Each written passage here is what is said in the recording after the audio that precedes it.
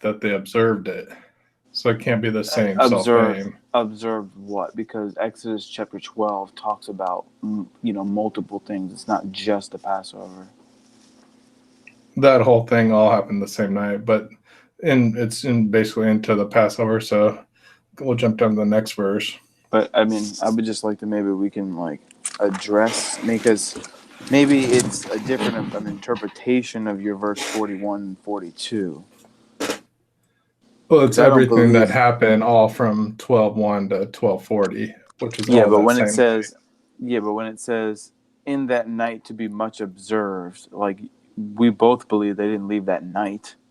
Well, read the next verse here. That's what I say. Observe the month of Abib and keep the Passover unto the Lord thy God. For the month of Abib, the Lord thy God brought thee forth out Egypt by night. Mm-hmm. So they did leave by night.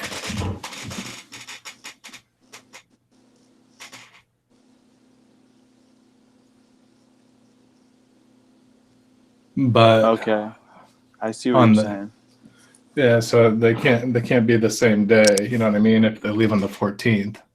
So that's one view. Did you want me to read this other verse, Stacy? The Numbers 33. Hey, Matthew. Maybe we should start over so Matthew can catch Yeah. this. What's up, guys? Yo. Hey, Matthew. How's your day going? It was busy, so I have to apologize for not answering you. I saw you typed a bunch of stuff on the Discord. Yeah, I had some time off from work, so made it a little easier to I know, and I was spend some time. I was exceptionally busy, so I apologize. I didn't even really. I just Oh, skimmed. no worries. I don't, I know everyone's got stuff going on, so it's a beauty of Discord. Just reply whenever it's good for you, Yeah, if at all. So, and I'm going to be doing some paperwork while you guys. I may not participate as much, but I definitely want to listen in, chime in. Yeah. I mean, because what I'm thinking is what's really interesting is how it says that, they didn't leave their house. They couldn't leave at night. Like they couldn't go outside their dwelling places that night, correct? well, I think what you could take of that, because they had like a night watch and a morning watch. But not at that time. I think they always did No, since inception. that's something that came in during like when Israel was an actual like nation. Like they set up watches and stuff. Yeah, I think if you stepped out of the house, you would have been slain. Yeah, they're not allowed to leave their house. That's why, like the doorposts, like if you were to anybody not covered by the blood would be killed. Yeah, I don't know for sure, but as long as they're not leaving before midnight, I think they're probably all right. Well, I mean, it seems like it was that night. I mean, Because we know Passover was at midnight. Wait, isn't that when Pharaoh's son was killed? well, the death angel passed through at midnight. But it talks about how that they weren't supposed to leave their houses.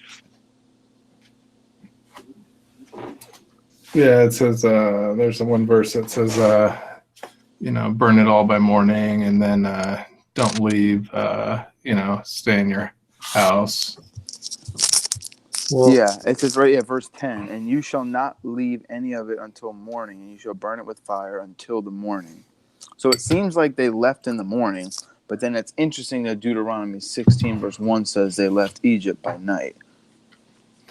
I think that probably was night and morning altogether because, they had 600,000 people, not counting women and children, I think. Well, I guess if you say it in that example, I mean, I don't know. I mean, yeah, there's more. Because I think, that's why they had their sandals and staffs on them, because they were to be ready to, leave right away, basically. Yeah, but it seems like if we just like kind of read the whole scenario, it seems like, but again, it could just be like my preconceived notion. It seems like, they're in the house, they don't leave. In the morning, if anything's left, you burn it all, and then let's go. Well, what about, okay, I want to ask the question about the order of events. So the death angel came, Pharaoh's son was killed, Then Pharaoh recognized the death of his child, and then he calls for Moses and tells him to leave. And so, are you saying this was all done in the middle of the night? He called for Moses at night. Where Do you does have it that say verse? that? Do you have that verse handy, Zach? No, I'm trying to find the spot where it says that they can't leave, but I think that's Leviticus, but I can't remember. Let's see. If I yeah, can it does find say the verse night for 30, you. and Pharaoh's in verse 30, and Pharaoh rose up by night, and all his servants and all of the Egyptians, that there was a great cry in the city, or not in the city, the cry in Egypt, and there was not a house where there was not one who had died. So he called him by night and Yeah, then told him to yeah, leave. Does it say he called him by night? yeah, verse 31, and it says, and he sent a proclamation to Moses and Aaron by night, and it read, "Arise, go out from the midst of my people, both you and your sons of Israel, and go serve Yahweh according to your word. Take your flocks and your herds," and say, okay, hold on. Because I think anytime after midnight would still technically be morning too.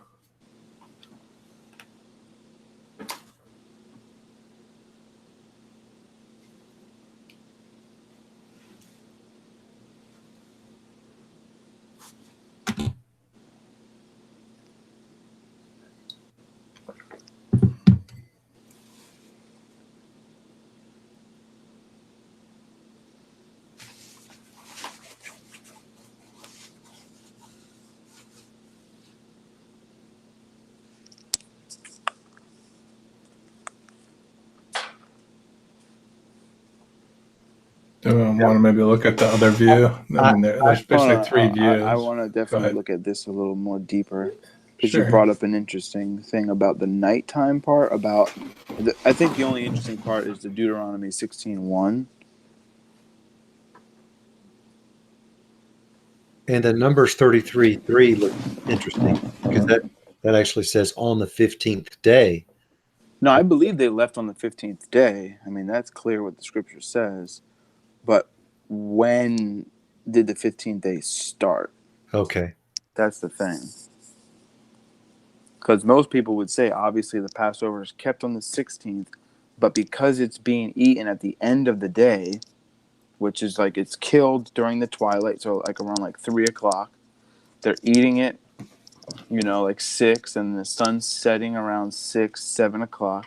So you're like eating the meal as the day is ending, going into the 15th day, because the day in their mind, it starts at evening or at the end of evening when the sun sets and the twilight's over with, and now it's nighttime. Now it's the new day, and so they're eating it, and then they're inside their house, and then when the morning came, it seems, you know, because if they're already gone, how are they gonna? If it says, leave any of it until morning, and then if any's left over, you burn it in fire. So it's just like, well, I mean, they're already Right. gone if they left at nighttime, or all this stuff happened at nighttime, and then in the morning is when they burnt everything that was left over, and as they burnt it all, they just left, which seems to be in my mind. But you have Deuteronomy 16:1, which says they went out by night, which was very, very interesting. So I'm going to type in Zeal to Google. I wonder if there's a textual variant for 16:1. Yeah. But it would have to be in the Septuagint, obviously.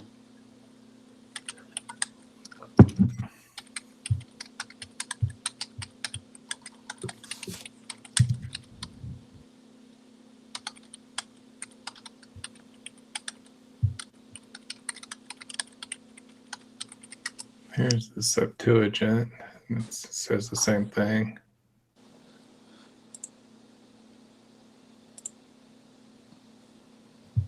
Let's see what the polyglot says.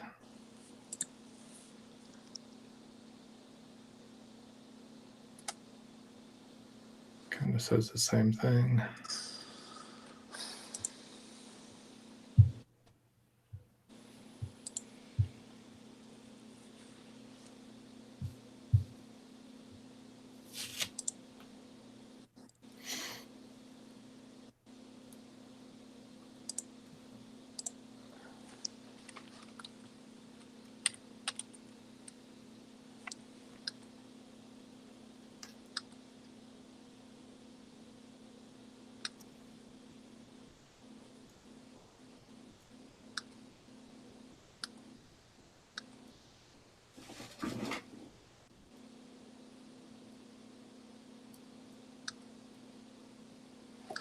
I'm gonna have to really look this up because it could just be the same thing like Matthew was saying. Something about how they couldn't leave their house could be just a teaching that I was taught.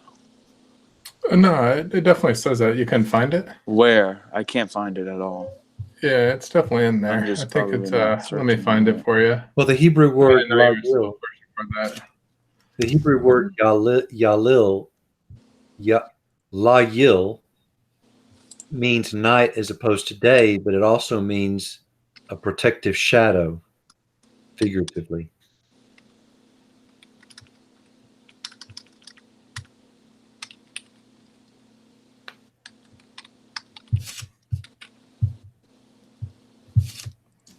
And that's 39:15. Exodus 12:22.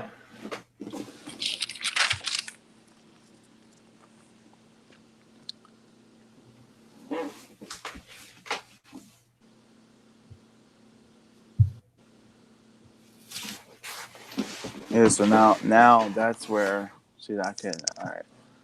For some reason I just kept saying well I did. I went on Exodus chapter 12 and I just typed in like not. I thought it was you cannot leave your house or something like that. But okay, that's how it's worded there. Well, I guess not go out then. I don't know, whatever. So there's the verse. So What does the now verse say? it says take a bunch of hyssop and dip it in the blood that is on the basin, and touch the lintels and the two doorposts, which the blood that is in the basin. None of you shall go out of this door of the house until the morning. For the Lord will pass through and strike the Egyptians. That's interesting. But then it says in chapter 16 of Deuteronomy, they left by night. I know. So to me, it looks like there is like the Bible's not agreeing with itself. Or they Yeah, I don't left. think so. I just think morning just means anytime after midnight. Okay. But now you would need to prove that they divided these watches So before they even went into the promised land and yeah, had like a civilization. and you'd also, I would suggest looking at the law of first mention for the word morning. Well, I think we have to, if, like Stacy said, if it doesn't mean that, then we have the Bible's going against Not itself. true. I could say that they left the 15th day, which would be at night of the 15th day. So maybe that whole time period when they woke up, when they left the house, they left, the 15th morning. Right, but then it wouldn't be the self same day. Yeah, it would be. Because to me, the 15th is still night. So that whole night time is No, still the the same day. 14th, because all those things happen on the 14th and the 15th, wouldn't be the self same day. No, well, you can't say that they left the same day and say the 14th and 15th. That's what I'm saying. You can't have both nights. No, I'm not saying that they left on the 14th. So in my mind, the whole night that they're eating the Passover with their boots on and they have their staff in hand and they're putting the blood, that's the 14th. It's not until when the sun comes up, it's the 15th. So then you go the whole day, 12 hours, and then now it's night, and then they leave. So for Yeah, me, that's what I'm saying. That's not really in a haste or a hurry, then, though. but I mean, like you said, it's 600,000 men. So then it's not including women and children and old people. So you got 2 million plus people And they had to all collect all the leaving. gold and all the, jewels from the Egyptians. Yeah, so it wasn't like they left like I think it instantly. says they left Ramses, though. Let's see. Yeah, So if they it does left say Ramses and they got to Ramses. Succoth on the 15th. So, I mean, And remember, it is 2 million people. So the first people to start the leaving, and then the last person to start the leaving. I mean, how long would it actually take? 2 yeah, million but people when to did leave somewhere. Pharaoh tell them to get out of, what night did he tell The them? 14th, And then they don't leave to the 15th night? the next day. Yeah. Well, the thing is that it would take the Egyptians weren't prepared to give them all of their valuables. That would be plenty of time for yeast leaven to rise, though, so it doesn't make sense to me. Well, not if they didn't have any. Because again, I understand why they're making 11, like why they are making 11 cakes, but God did say that okay, the next day you're gonna have no leaven inside your house. So if you think about it, But if they had you're no leaven on commanded, the 14th too. no, they had the leaven on the 14th, but you're not commanded to get, that's what I was telling you before. You're not commanded to get the leaven out of your house until the 15th. Well, I'm saying they ate unleavened bread on the 14th. Yeah, they made unleavened bread on the 14th, but that day they didn't have to have it out. So according to the Bible, they could eat regular leavened bread and have a sandwich on the 14th day. But when it became nighttime, when they were going to eat the Passover, is when they had to have unleavened bread. But when the 15th came around, they needed to make sure by that time all the leaven was out. So you would pretty much just like, if you had any, like, because again, back then it's not like they had yeast packets. They had something called, like, it was sourdough bread, and they had like a mother. And this mother is when they would make flour and water, they would just take a little bit of this mother that had the bacteria in it and mix it all together. And then you would have leavened bread. So all they had to do was just, now it's the 15th, is take this mother that they've had and just throw that out of their house. So now there's no more leaven product, because that is where they get leaven. They don't have, like I said, like little yeast packets, self-drying yeast pack. They had like a, I don't know if anybody's ever seen, I mean, a little leaven leavens the whole lump. I mean, Mhm. you've ever seen sour, like literally you could take water and flour and mix it and then set it on your counter, in like a couple days, couple weeks, it'll start to ferment and it'll start to have, bacteria in it. And then if you mix more flour, more water in it, you're going to have sourdough bread. But I mean, if you want to make verse 41 be the self same day as the 15th, let's see. What is the night to be much observed then in 42? I guess when they left. But isn't to be observed the Passover?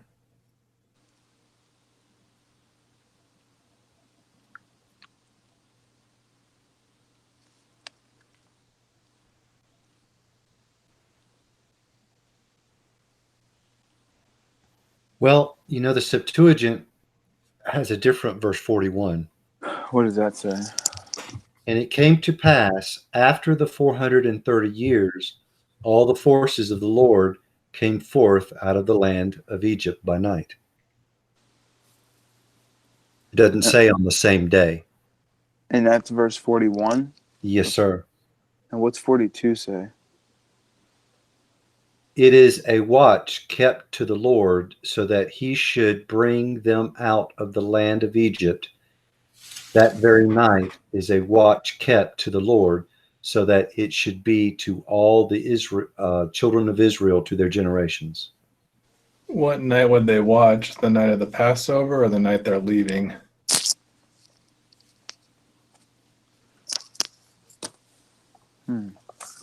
I will say this is an interesting argument, to be honest, in my mind. Did we want to maybe look at the other views? No, not really. I do. I'd like to I hear. mean, I do, but now I need to fit, like, how, in my view, would I make this work? That's what I'm saying. You never know. You might actually embrace the other view. Yeah, I mean, I know There's the other three views. views. It's just that I know. You had said that there was 4 views. I know the three. Well, views. basically, there's 3 views when we only look at the 14th and 15th. When we bring in Christ's crucifixion, then it brings in more views. Oh, okay, If we just look at if we only look at the original Passover, there's only 3 views. Pretty much, I guess. So I guess there could possibly one more. But the other one is that they. So I guess you want to just bring up all the views and then we can talk about it, or. Yeah, I thought we'd just look at all the views and see what makes the most sense. Gosh, yeah. Okay. So some people think that the day begins. We looked at the day begins at day, and now we look at the day begins with night. And some people think that they ate the Passover on the 14th, beginning.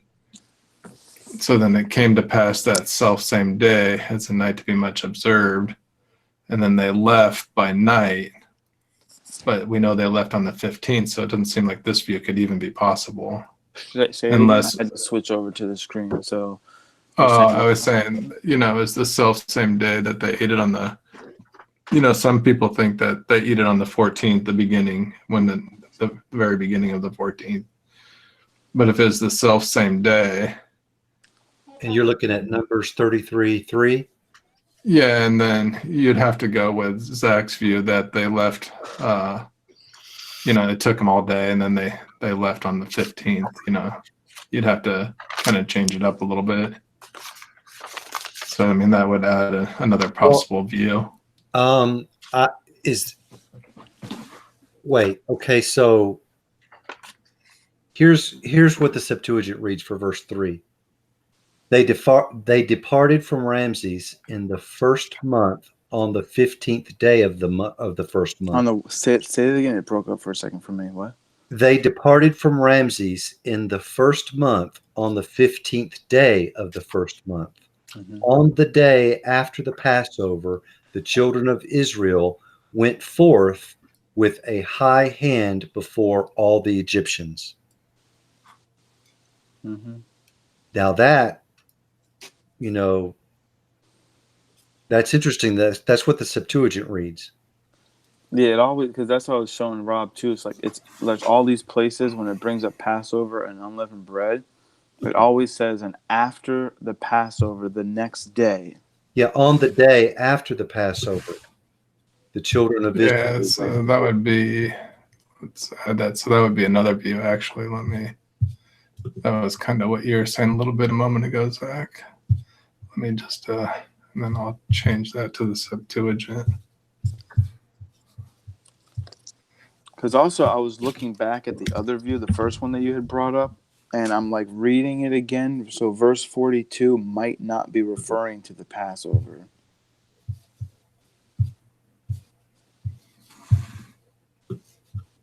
But it could be. Because above it, the context is them leaving Egypt. But then, go ahead. Because it talks about then they made the leavened cakes. They're leaving to go to Ramesses, or they leave Ramesses. A mixed multitude goes with them. The reason that they don't make leavened is because they left in haste.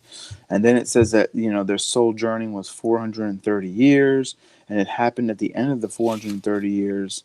On this day, all the armies of God went out from the land of Egypt. It is a night of celebration. So what's the night of celebration? Well, them leaving Egypt. But then we see, well, when did they leave Egypt? And according to Numbers 33 says it was the 15th. So it doesn't necessarily specifically say that the night of celebration to Yahweh to bring them out of the land of Egypt was Passover. It's saying that it's the day that they left. But again, according to majority of everywhere, it's the 14th is the Passover. The next day is the 15th. Yeah, I would disagree with the majority of everywhere. I think that's just interpretation, and there's other verses that back up the other interpretation that it begins on the 15th. Now, where's verses for that? Well, if we want to skip to the last few, other verses because I think it's really good to I guess attack one view and try to really see the holes and the problems in it before you just throw it, because then I'm not going to remember what you said to the third view and then to the fourth view, and then if that makes any sense. But that's just me. I don't know if anybody else is like that, if they can just hear all the arguments at once and then. No, I can't do that either, really. But here's a verse also on the 10th day. On the seventh month, there shall be a day of atonement. It shall be a holy convocation unto you. You shall afflict your souls an offering made by fire. It shall be unto you a Sabbath of rest, and you shall afflict your souls in the 9th day of month at evening, just like on the 14th at evening. From even to even shall you celebrate your Sabbaths. We see that it's on the 10th day that they celebrate it. Well, Special day. Yeah, the only interjection I would throw in there is the reason that it actually mentions that is because this is the holiest day of the entire year, and it actually mentions in Leviticus, it mentions that it's you start the fast on the 9th day to the 10th day, so it actually lets you know how to keep this feast day because it's different from every other day. Or it could just be as simple as that it makes sense and matches up with the Passover story as well. Well, it's just interesting that no other. I mean, this is the only feast day It that it wouldn't be the actually only other, mentions it. though. It would be the same if that's the way you do you- count it. Do you have another example besides Yom Kippur? I have something similar, but it's just a little bit different. Because one thing I'm not sure is if did they kill the lamb on the 14th, like in between 3 to 6, or did they wait till sunset at twilight and kill the lamb and eat it on the 15th? But if we look at it's a little bit different, but Matthew 14, I think. I got to get out of the Brenton.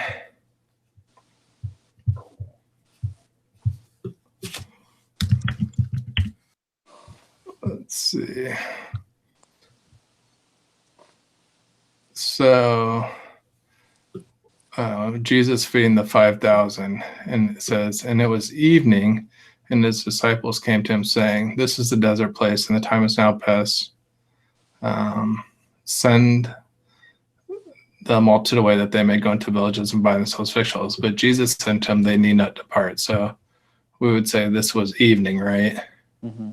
And it was evening. Mm-hmm. But if we keep reading on that same night, that same evening, and when he had sent the multitudes away, he went up to the mountain apart and pray. And when evening was come, he was there alone. So I would say you have 2 evenings on the same day.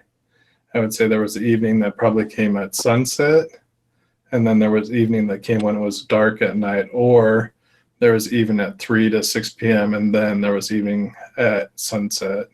So I'm not sure which way. I don't know which is right, but Now, what I think about there's- like going in the Old Testament and finding anything that, like, I guess another witness to that? Because I was reading something that Lori had posted, and the guy had mentioned, like Elijah was doing all these things, like when it like came to Baal, Mhm. and it was at evening and something like that, and all these things. He walked up a mountain. He did all these things, and it just seemed like if evening was like at nighttime, then like how would you be able to do all these things within this little period of time, or when it's so dark outside? Because it says like when they went to the top of the mountain, they were able to like look out and see the sea. But if it was like pitch black, I mean, you wouldn't be able to really see anything. Well, when I'm reading, says I'm looking at Rob's screen, Yeah, me too.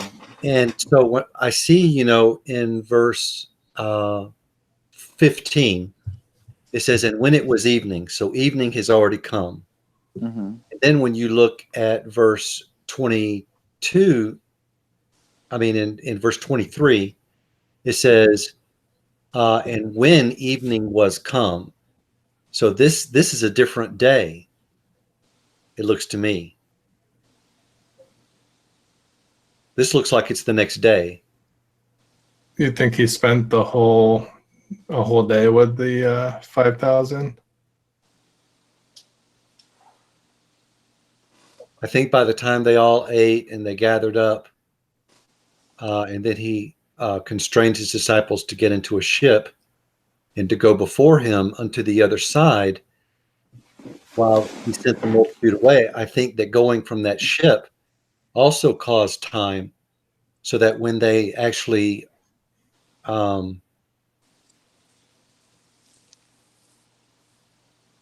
after it was all over with, then the next evening had come. Well, verse 24 says, "But the ship was now in the midst of the sea, tossed in the waves, and the wind was contrary." And this is when Jesus went and walked onto them. And in the Went fourth onto watch them. of the night.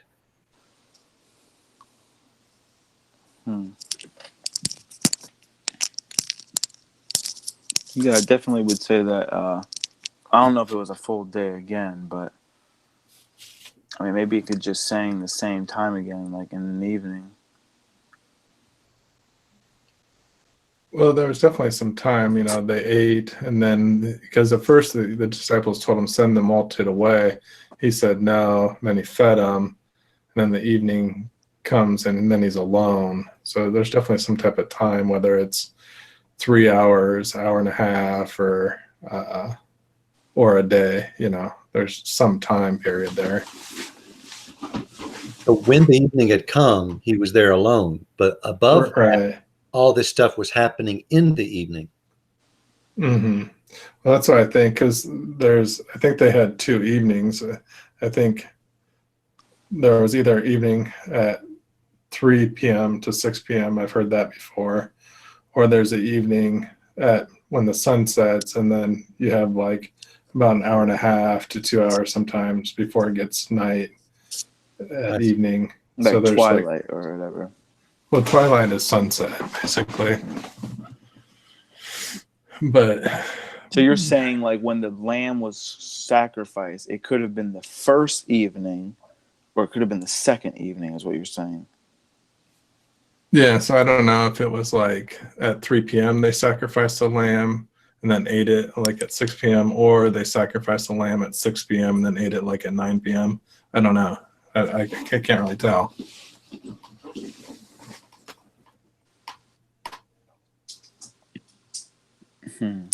Gotcha. Let me ask you a But, question.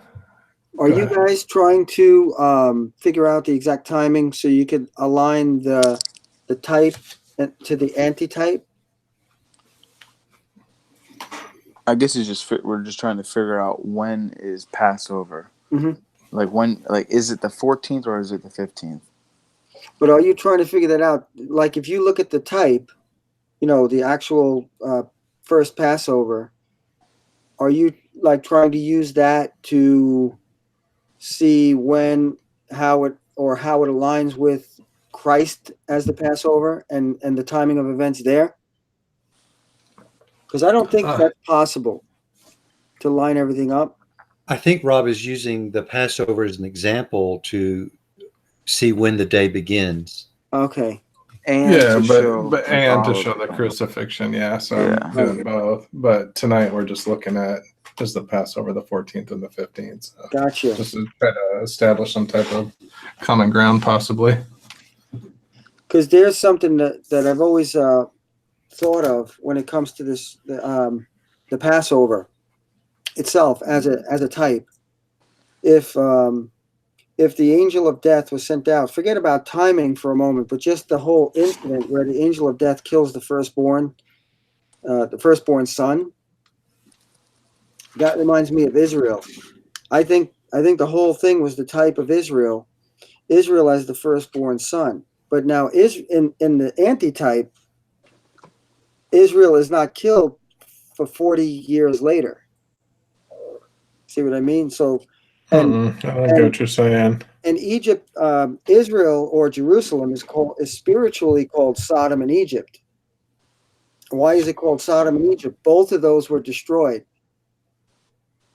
like annihilated. Yeah, I get what you're saying there. So I think it's really hard to try to line up if that's a part of what you guys are doing, try to line up the timing, because I think the whole thing, it's like Christ. How can Jesus be the lamb when he's supposed to be eating the lamb, but he's going to get killed the next day? Like, I know Zach says it's because they were following the wrong calendar, but I just think it's because look at what he said, though. This is my body, this is my blood. Wasn't he becoming the Passover right then and there? he could be alluding to what was about to happen the next day. But as far as types of Christ, he represented the high priest. He also represented the sacrificial lamb. Right. He represented Azazel. So many types. The biggest thing is, so when you go to the New Testament and it talks about the Passover, so we would say that the day that he was being crucified was the 14th day, Mm-hmm. but Rob is presenting he's saying it's the 15th day. It's not the 14th, so he's saying Passover is the 15th day. Yeah. So that's where, because every place where you do see the Bible, when it actually puts the Passover with a numbered day of the month, it always always the says 14th. 14th. Right. But so what Rob's presenting is there's like a couple passages that talk about in Deuteronomy 16 that says that it says, and it came to pass at the end of the 430 years, even the self same day, it came to pass that all the host of the Lord went out from the land of Egypt. It is a night to be much observed unto the Lord for bringing them out of the land of Egypt. This is the night of the Lord to be observed for all the children of Israel in their generations. No, that was the wrong one. I'm sorry. Okay, That's right. I read Exodus. That's right. But It's observe the month of Abib and keep the Passover unto the Lord thy God. For in the month of Abib the Lord thy God brought thee forth out of Egypt by night. Mm-hmm. But then you have passages that say in Exodus chapter 12 that say, when you put the blood on the doorpost, you can't leave until morning. Mm. Yeah. So it's just like, well, wait a second. If I can't leave till morning, but then I leave at night, how is that possible? So what Rob's saying is maybe the morning is from 12 a.m. to 6 a.m.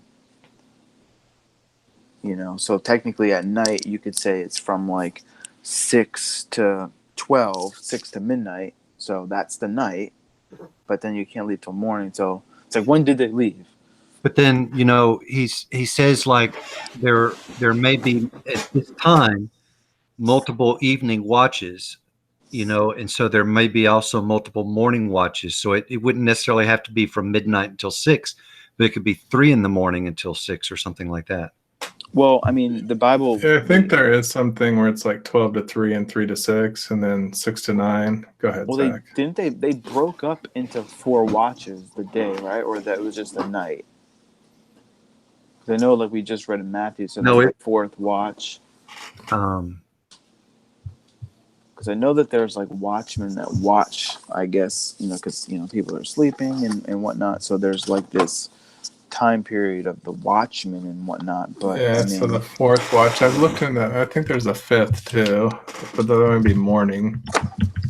yeah, I just know it's like a quarter, like each, like every 6 hours or so, there's like a watch. Because I think early in the morning means before sunset. Sunrise. So I think it's still night. You know what I mean? Mm-hmm. Like the dawn. didn't the rooster crow on the 3rd watch or something like that? Or did it say? Yeah, that's a good question.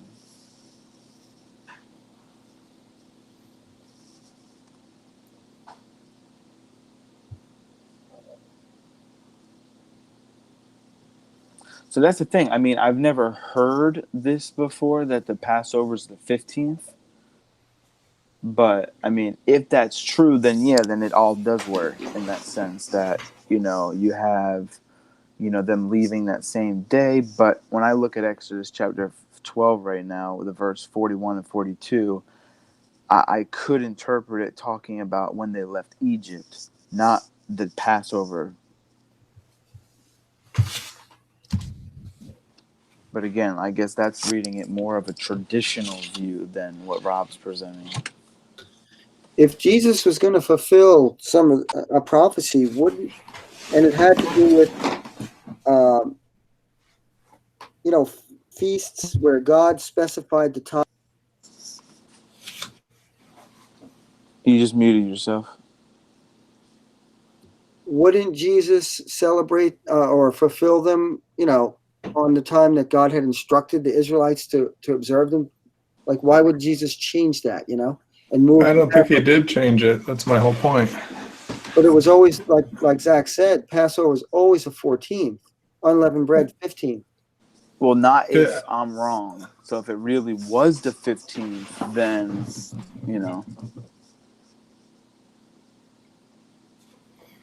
But isn't there too I many? think it's just a long way west. I think it's just a long way winded of saying the 15th, because basically you have 2 options. Like I was telling Zach, if I tell you on the 10th, to come for coffee at the evening, are you showing up at the beginning of the 10th, or are you showing up at the end of the 10th for evening? Which evening? You're going to have some people show in the beginning, you're going to have some people show in the end. There's no real clear verse that says it works this way, other than possibly the one in for the 7th month. But other than that, I can't think of any clear verse. It really isn't a nice, clear But explanation. what about when it says, like, for example, I mean, a clear one would be where it says, so if I were to say to you, like, okay, let's just say today's the 10th or whatever, and I said, on the next day after your, like, okay, let's just say today's your birthday and it's the 10th, and I said, and I said to you, hey, on the next day after your birthday, we'll meet up. You know, you're not going to meet up on your birthday. You're going to meet up the 11th. Right. Right. So when you read things of the Passover and unleavened bread, that's how it reads.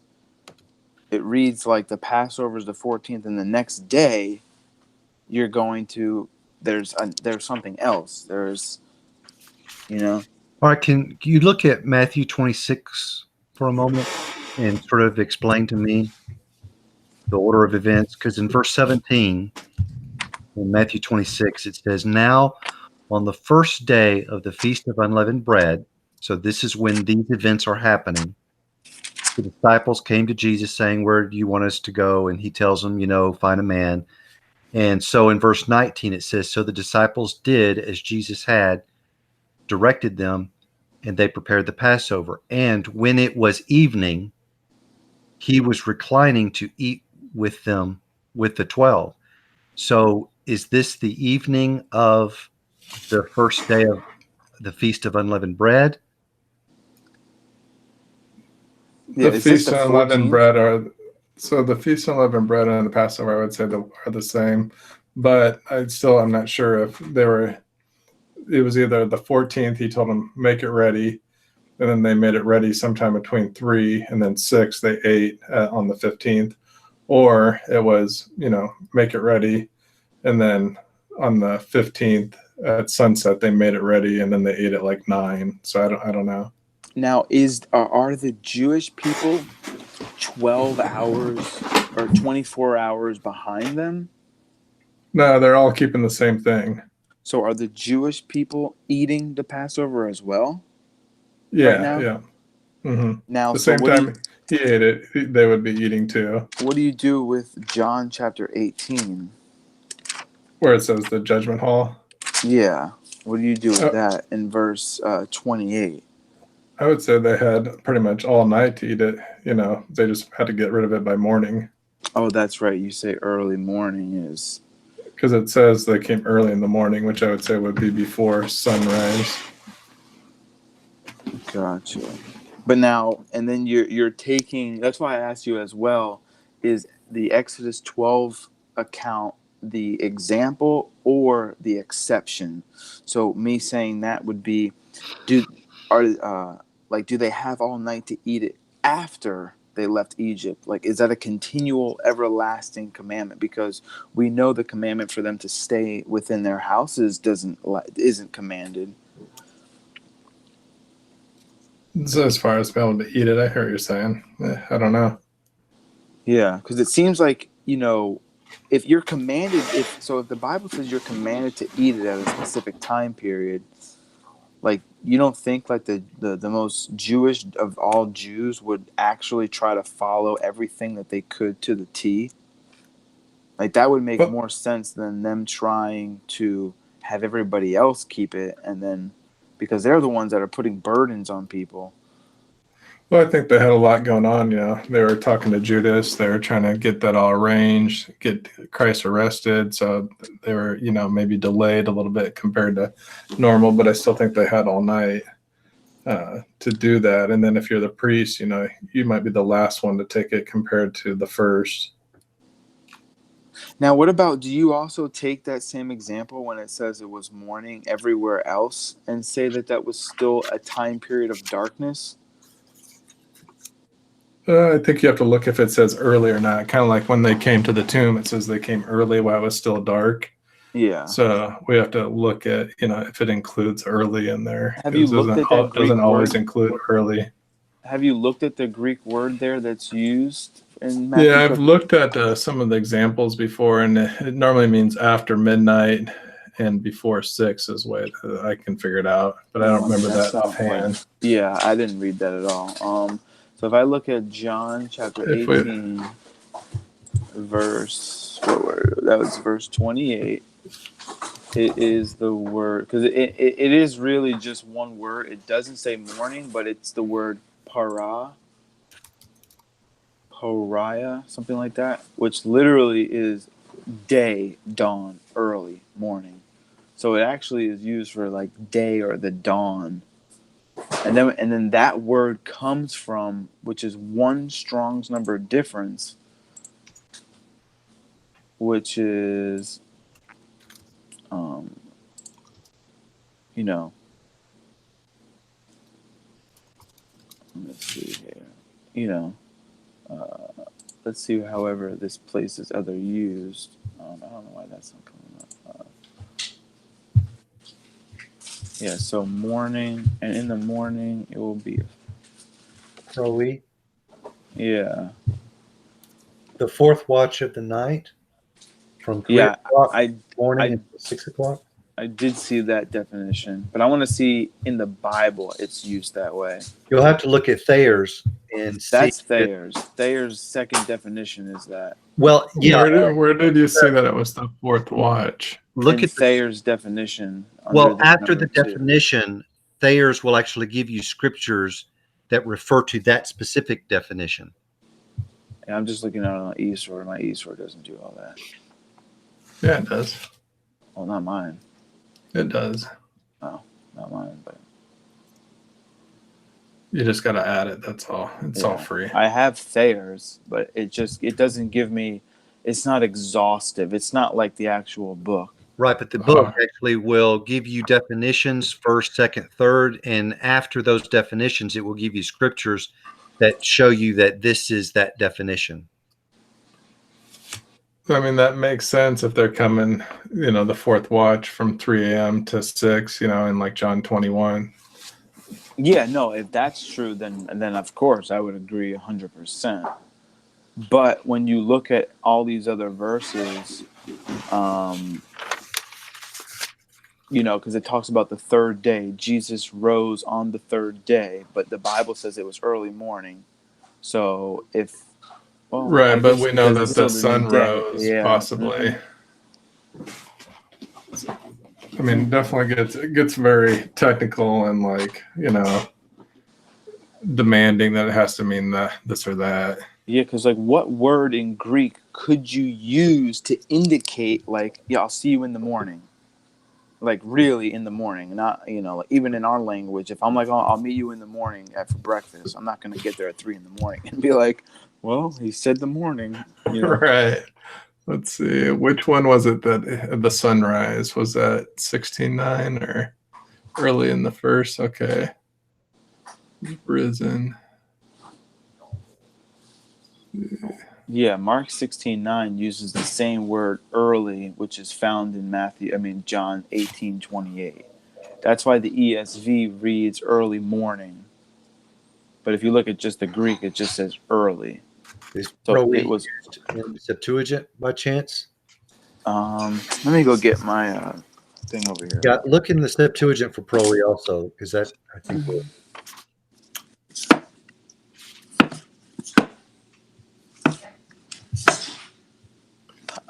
Well, if it does literally mean 3 to 6, then we would know about what time he did rise.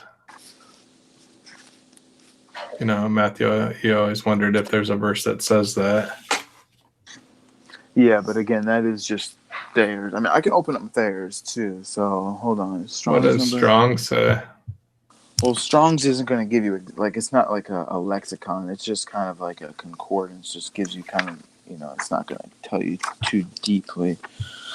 But I'll tell you, I open it up right now. 4404.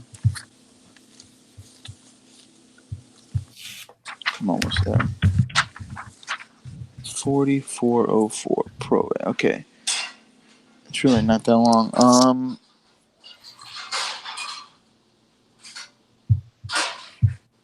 In the morning early.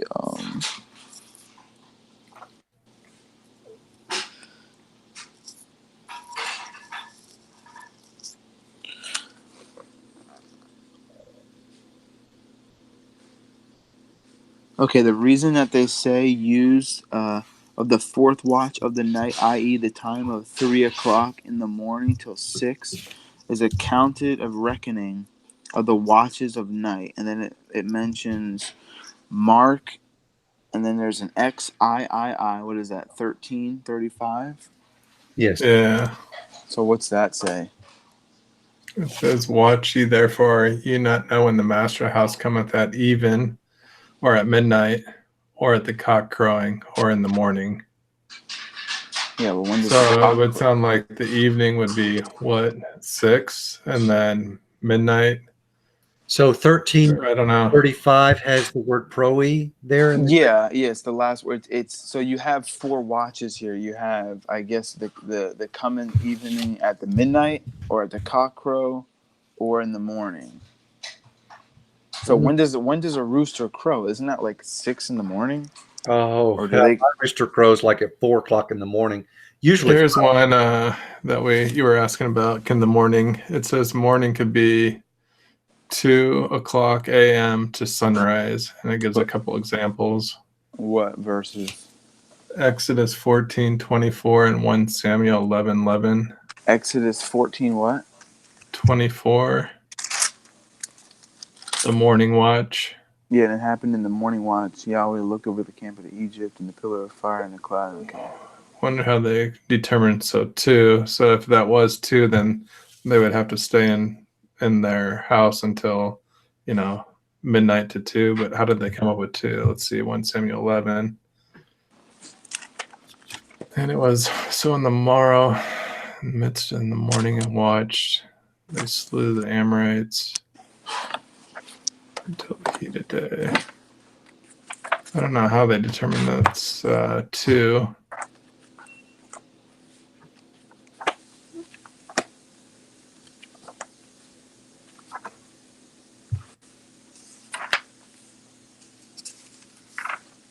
They talk about him walking on if he shall come in the second watch or come in the third watch and find the sower, the blessed servants.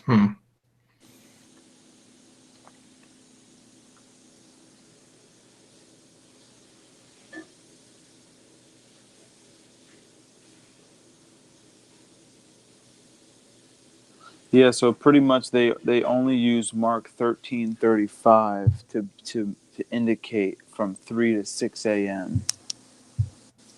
But that's the thing. It just says, so the way I'm reading it, so at midnight, or at the cock crowing, or in the morning.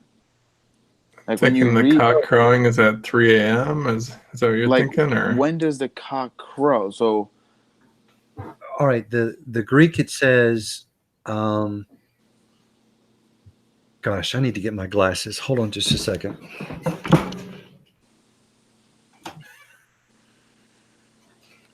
here it says in the middle of the night the cock crows.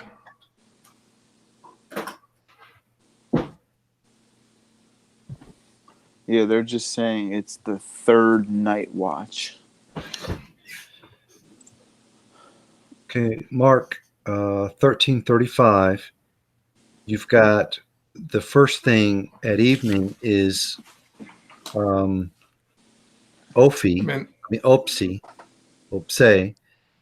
And then the That kind second of midnight is Mesonuktio, and then it's or at the rooster crowing is its own Greek word, alektorophounias, or proi.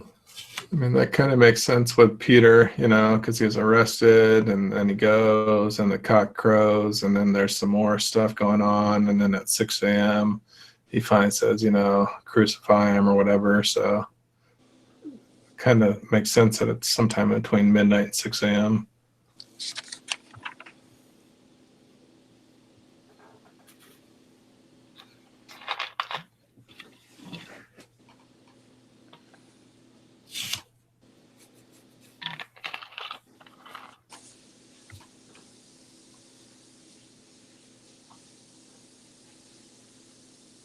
Yeah, I don't know. I guess it's pretty much just whatever you want to just take it as, because it's just like when did the cock crow? So if the cock crowed the third watch, like who's determining these how long a watch really is?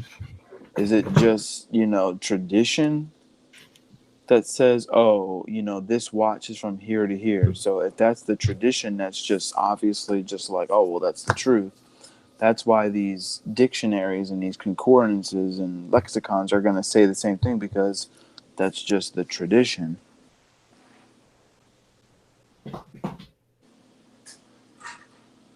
So I don't know, that is interesting. I mean, if you do hold to that, then yes, then that would kind of defeat the whole two calendar theory, because in my view, Jesus is keeping the Passover while the Jews aren't keeping the Passover.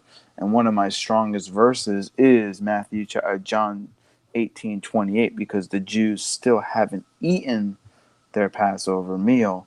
But if the morning is still a part, if they're going and doing this at 3 in the morning, then never mind. It's still the Passover. Yeah, not finding much on when does a cock crow, other than cocks crow when other cocks crow. Yeah, so it could be at 8 o'clock at night then. Right. But some reason their cocks crowed in the middle of the night, it seems. Jeez. Hold on, babe. Yeah, I will before I go to bed.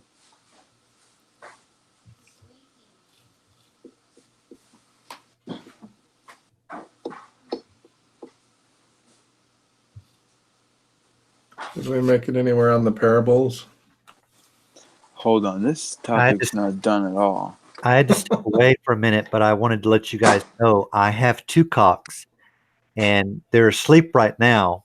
I think they usually start crowing around sometimes when I'm ready to go to bed. So it's like 4:30 or 5. They start hacking away. In the morning, or? Yep, in the morning. What time is that? All throughout the day. And you're right. When one crows, the other one will answer him, and they get into a crowing competition.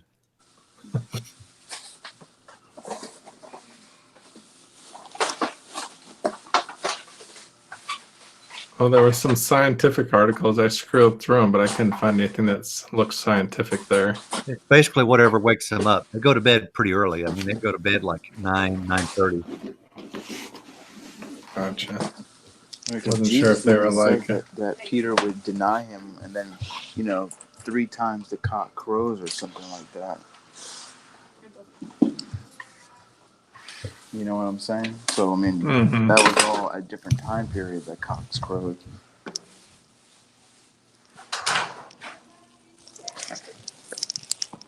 So I don't know if anybody else has any other like objections or anything like that. Because I can't really,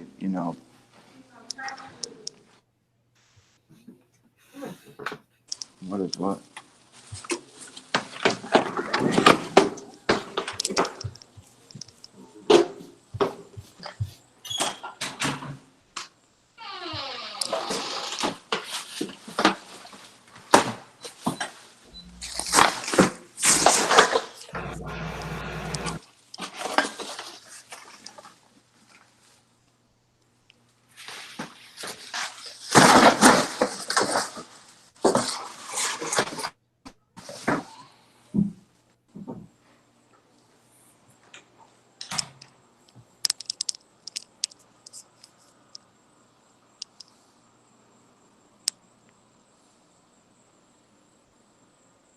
Looks like they're saying it has something to do with the president coming into the temple. I have no idea what they're talking about. The president? Yeah. What do you mean the president? I don't know. Does it mean like the priest or like the president? It says every day they remove the ashes from the altar at the cock croaking. And so, like, they would wake up, like Stacy was saying, they would wake up the cock, basically.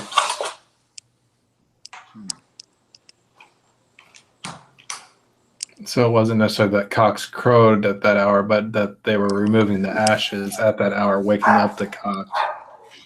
So at that 1 hour, that's when that would happen. That's what it's kind of sounding like. Did they burn every day ashes in the temple? I love you too. But Yes.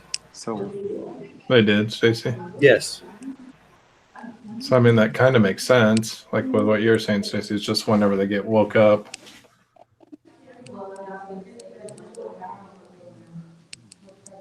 but maybe it symbolized something else. I don't know.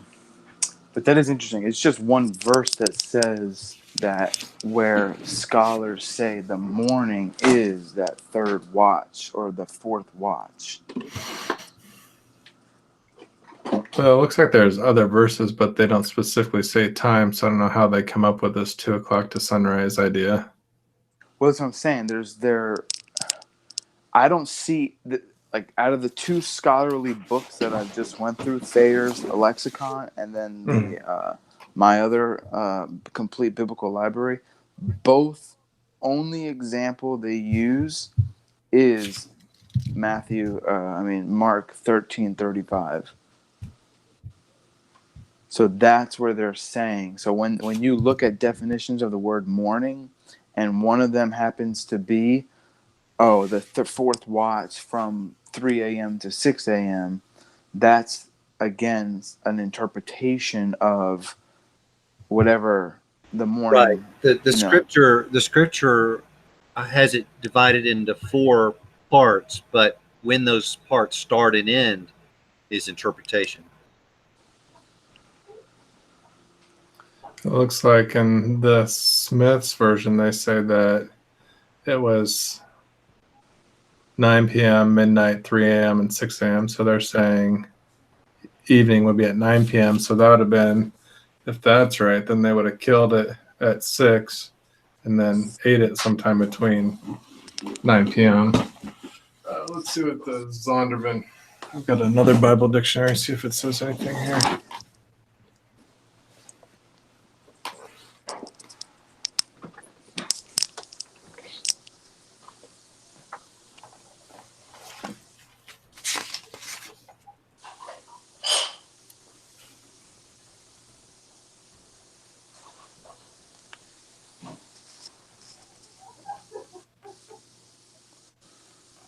But the question really is, what does I'm just trying to go back to John 18:28.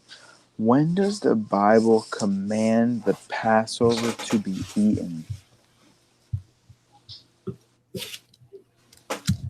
Because now if you want to break it down into these watches and things like that, well, doesn't it say that they're supposed to eat it at evening?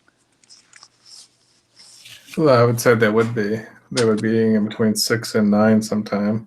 But not the priest in John chapter 18. Yeah, they hadn't eaten by, because I think that was, I guess we don't know exactly what time, but it was sometime in the morning. Yeah, so let's just say we go with the 3 a.m. to 6 So a.m. sometime between. They've Well, it could be already midnight broken. to 3, right? Well, no, this word here it's this, fourth watch, which is from 3 a.m. to 6 a.m. Oh, and John, what is it? Did you say? John 18:28, verse 28. So it's the last watch. Yeah, but How do we know it's the fourth watch? Because it's said immediately the cock crows. So I'm saying that'd be more like 3, right? Well, no, again, we're going by the definition of Thayer's and other lexicons that show, because you're the one saying that morning is from 3 a.m. to 6 a.m. I never even heard of that until tonight. I always thought when you read the morning, it's like the morning, the dawn had already happened with the morning.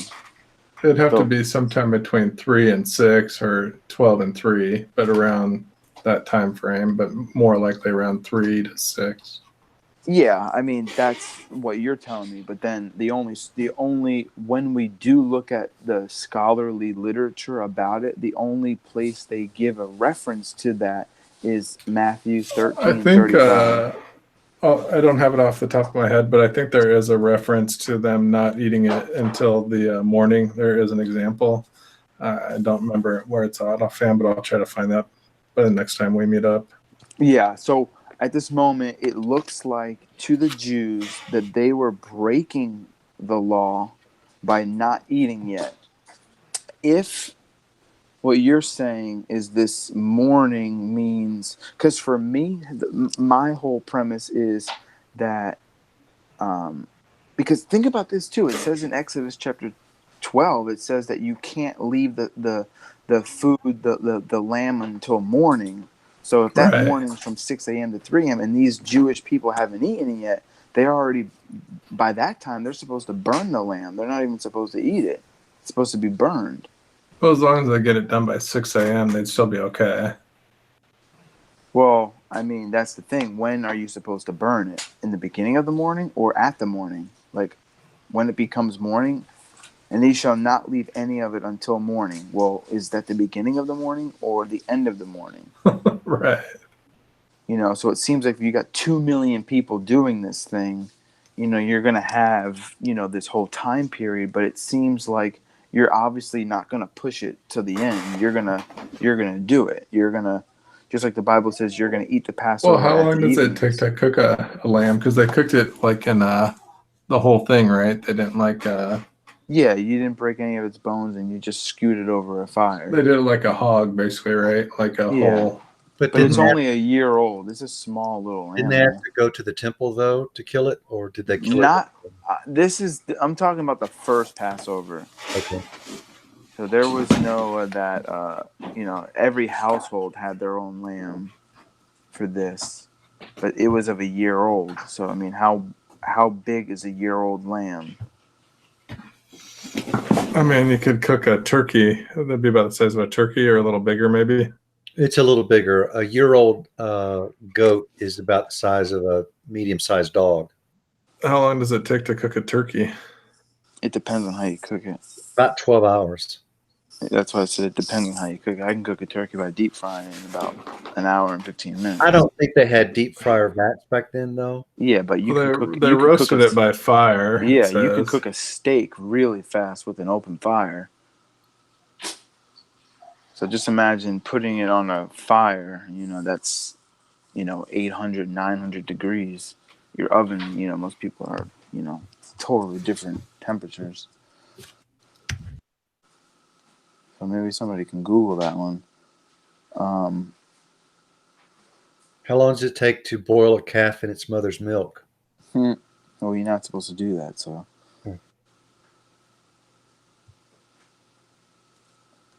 So, yeah, I guess there has been some interesting things that you've brought up, Rob, for sure. Now, what about Second Chronicles? This was one of the, I guess, a stronger thing for my view, not my view, but I have it circled where in Exodus chapter 12, verse 8, I have, and they shall eat the flesh this night, roasted with fire, and they shall eat it with unleavened bread and bitter herbs. Then skip one verse to verse 10, and you shall not leave any of it until morning. So we know this whole thing, this whole service thing was being done. Oh, and then Is also that verse. is that is that pro e in the Septuagint? I didn't look at that at all.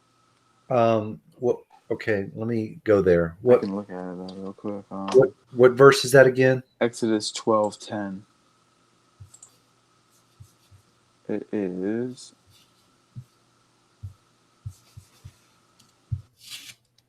No, it's not actually. Well, in the Apostolic Bible Polyglot, it is.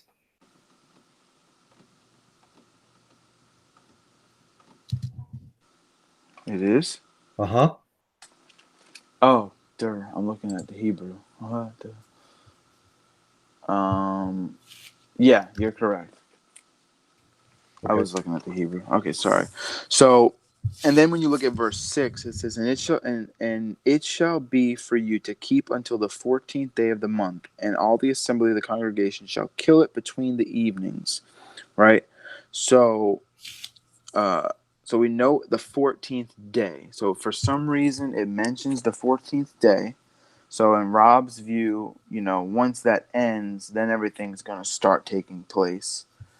But in my view, it's the 14th day. And then it says, this night you shall roast it with fire. So again, in my mind, I'm thinking it's still the 14th because it's the night, just like we do today. It's still the 17th of July, but for me, it's 10 o'clock right now, but it's still the 17th. Then verse 10, it says, and you shall not leave any of it until morning. So you have this whole day, the 14th day, that this whole ceremony, this whole thing going down. So, and then for some reason I have circled 2 Chronicles So 2. let me just to sort of Mhm. clarify all right, so in the 14th daylight, they're killing the lamb and getting everything prepared. And at the 14th nighttime, if you think that the nighttime came after the day instead of before, then that would be the 14th nighttime that they would be eating it. Yeah, they're eating it on the Right. 14th, and then they leave the 15th in the morning. Well, they leave the 15th the next day, but according to Scripture, it says that they also left at night, so they left during the night of the 15th. Because again, once it's morning, after they ate the Passover, and now let's just say your lamb, you still had some left over, you just burnt it in the fire to crisp, and now it's the 15th, and you're preparing, you just got wind that Moses, we're leaving, let's hit the road, and you're actually leaving Egypt at night because they were in Egypt. And then how long does it take for them to leave? So that they left at night, which was again, so from that morning, even when the sun sets 12 hours later, it's still the 15th, it's still the same day. Numbers chapter 33 verse 3, it's still the 15th day. But what's interesting is also like 2 Chronicles 35. This might give a little credence. I don't know. It might just mean nothing though. So 2 Chronicles 35. This is another Passover. Josiah performed a Passover in Jerusalem to Yahweh, and they killed the Passover offering on the 14th of the first month. So What verse? What verse? verse 1. Phrasing here is that parable list. It's just verse 1. And Josiah observed the Passover in Jerusalem to the Lord his God, and he sacrificed the Passover on the 14th of the first month. Yeah, so it's definitely the 14th that this is happening, right? And if you just skip all the way to verse 13, and it says, and they cooked the Passover with fire according to the ordinances, and they cooked the holy things in pots and in kettles and in pans, and carried to all the sons of the people. So this is them cooking it according, so, and then verse 14, and afterwards they prepared for themselves and for the priests and the sons of Aaron were offering up the burnt offerings of the fat until nightfall, and the Levites prepared for themselves and for the priests, the sons of Aaron. So again, now it's nightfall. It's definitely that night. But the priests come last. That night. the priests are offering. They're still offering things, which is the fat. Uh-huh. It's not all the priests. That night is nuktos, and that's the same Greek word that the Septuagint is using for the Mark. What was it? 1335. 1335, where that's the first watch. Okay, so we know it is if you believe the day ends in the evening, right? Mm-hmm. Or it So starts this would in be the evening. 6 to 9. Is that what you're saying, Stacey? No, I'm just saying that it's the same Greek word for the 2 Chronicles 35:14. Let's see. What is the first watch, though? Let's see. The first watch in Mark 13:35. In that scripture, the first Greek word for the first category is nuktos. It's the same word.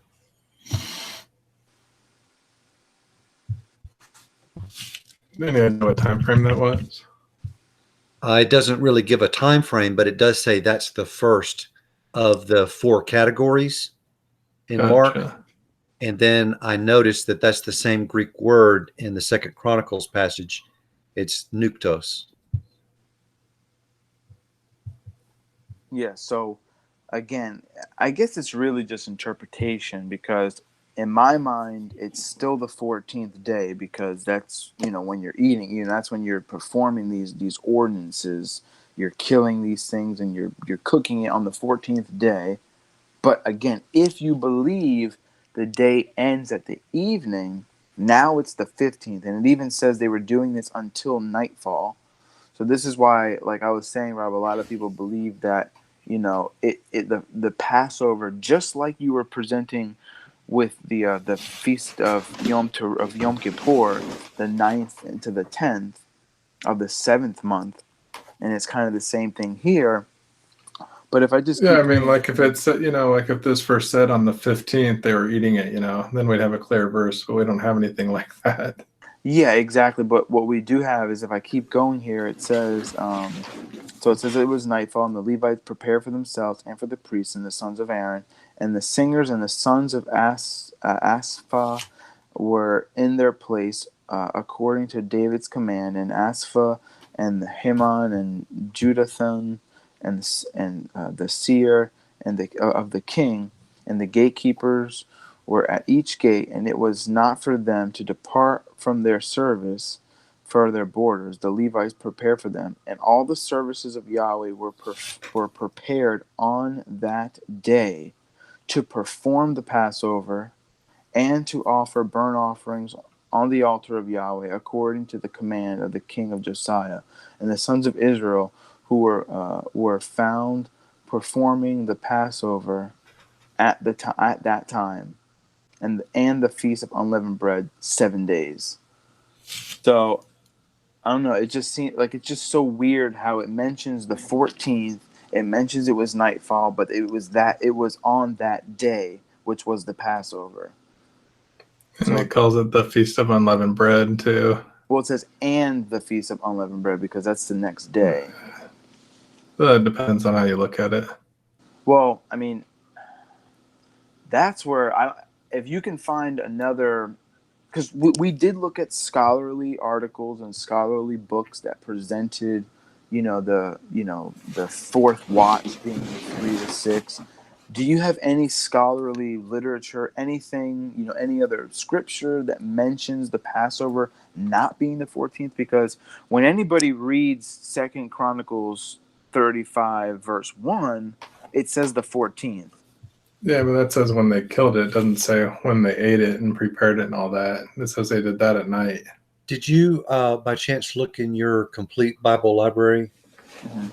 For which one? Well, like the one where it has all 4, so Mark 13:35. Yeah, I did. That's the only place that it gives. It said the same thing as theirs. I think this was the one I was thinking about where it went into the night and they still hadn't ate yet. What was it, 2 Chronicles one? Yeah, I think that's probably what I was thinking of. Yeah, but again, this shows that it's nightfall, which, if we just take your position, it's not the fourth watch, it's the first watch. So according to John, these Jewish priests have done something that nowhere in the Bible commands them to do. So it seems like they missed the Passover. So now they have to wait another month because there is a second Passover that if you don't do the first Passover, that you could do the second month. I never heard that before. Yeah, there's 2 Yeah. Passovers. Okay. But it seems when you read the narrative of John, the crucifixion, that the Jews didn't want to go in and defile themselves because they're about to keep the Passover. After Jesus had already celebrated the Passover. Yeah, Jesus already celebrated it, so it's like, so it seems to me, this is why I think the second calendar kind of gives a little credence, because you have these Jews not celebrating the Passover, but Jesus already did. But in your view, these Jewish people have actually defiled the Passover because they didn't eat it when God told But them to do it. there is a little monkey wrench in your second calendar view. Which one? Okay, so you say that Jesus was on a separate calendar, and Mm-hmm. so when his brothers were urging him to go down to the feast, and he said, "It's not yet my time," Mm-hmm. you say that's because he's on a different calendar. Could be, yeah. If you're going to use that scripture, then Mm-hmm. that means that Jesus's calendar is behind the Jews' calendar. Yeah. See, And when you look at Passover, Jesus' yeah. calendar is ahead of the Jews' calendar. Yeah, because the Jewish calendar is going to be different all the time. That's why, like, if you just did, the feast days 1 year, so we would have to find out because if Jesus had a 3-year ministry, that means for the Jews, their feast days every single year for like even today, if Well, I you thought follow. they were counted. So like Pentecost is exactly 50 days. Yeah, but now the thing is when did you start your year? So if you start your year in, March 21st, and I start my year in April 3rd, obviously we're going to have different, I see. Calendars. We're going to have different starting points, different, But everything's going to wait, be different. if you have a different starting point, Mm-hmm. from that point forward, there'll be the same distance between the calendars. Yeah, until you get back to the end of the year. So now with Jewish people, they have to wait to see if there is a Beeb ready, and if there's not, then they add a 13th month, because they can't just go by 12 months, because if they go by 12 months a year, their Passover is going to be in the winter, and they won't have the barley that's prepared for the first fruits, so they won't be able to do any of that stuff. So the way that it makes it work is adding the 13th month. Do you know the history of that when they started doing that? Was that Doing what?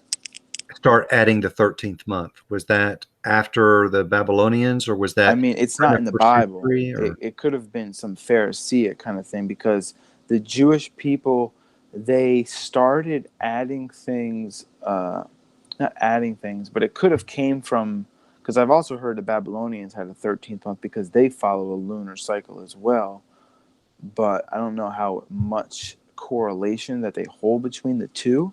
I do know that when they came back from Babylon, now the months of the year are named, and some of the months are named Tammuz, which is obviously like a pagan deity.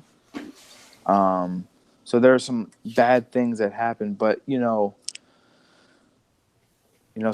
Okay, so you're saying that if it's within the same year and you've got two calendars and they're starting at different times, that throughout that year and that year alone, their distance from each other will be the same until the next exactly, year, and they yeah. may start at different times from that point. Yeah, then the next year it could be like, for example, like with the like when Hebrew roots people follow the, like right now, like for me, I believe the year would begin on like March 21st.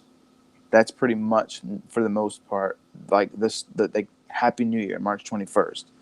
But for other people, it could be August 15th, it could be August, April, it could be, so there's so many different times. You could be celebrating, your Passover like April 25th, April 20th, when I'm celebrating Passover on April 3rd. When was your new year Well, I didn't really this count year? this year at all, but it would still be the same thing, March 21st. Okay.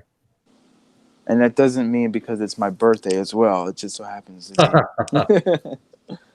Because I remember Chris Glass, his birthday is like April 21st or something like that. And I remember like there was a Passover which was like April 20th. And he was like, oh no, it's probably the next day. Because like Passover could be so many. Like here, I'm going to just Google really quick Passover. So I'm going to say, when was Passover 2019? So they're saying April 19th, right? But now let's do 18, March 30th. So you see the huge gap there from 1 year. So last year, April, so last year, 2018, Passover began March 30th, right? In 2019, it was April 19th. Why the huge difference? How many weeks is that? You know? Then here, let's do 2020. Oh, it's going to be April 8th. Then we do 2021, March 27th. Now watch this. I bet it goes back up to April something. Look at that, April 15th. That's crazy. So you go, okay, let's do 23, April 5th. All right, let's do 24, April 22nd. Wow. April 12th. Okay. Oh, here we go. I got it even better now. So, I mean, it's all over the place. The 22nd, the 12th, the 1st, the 21st.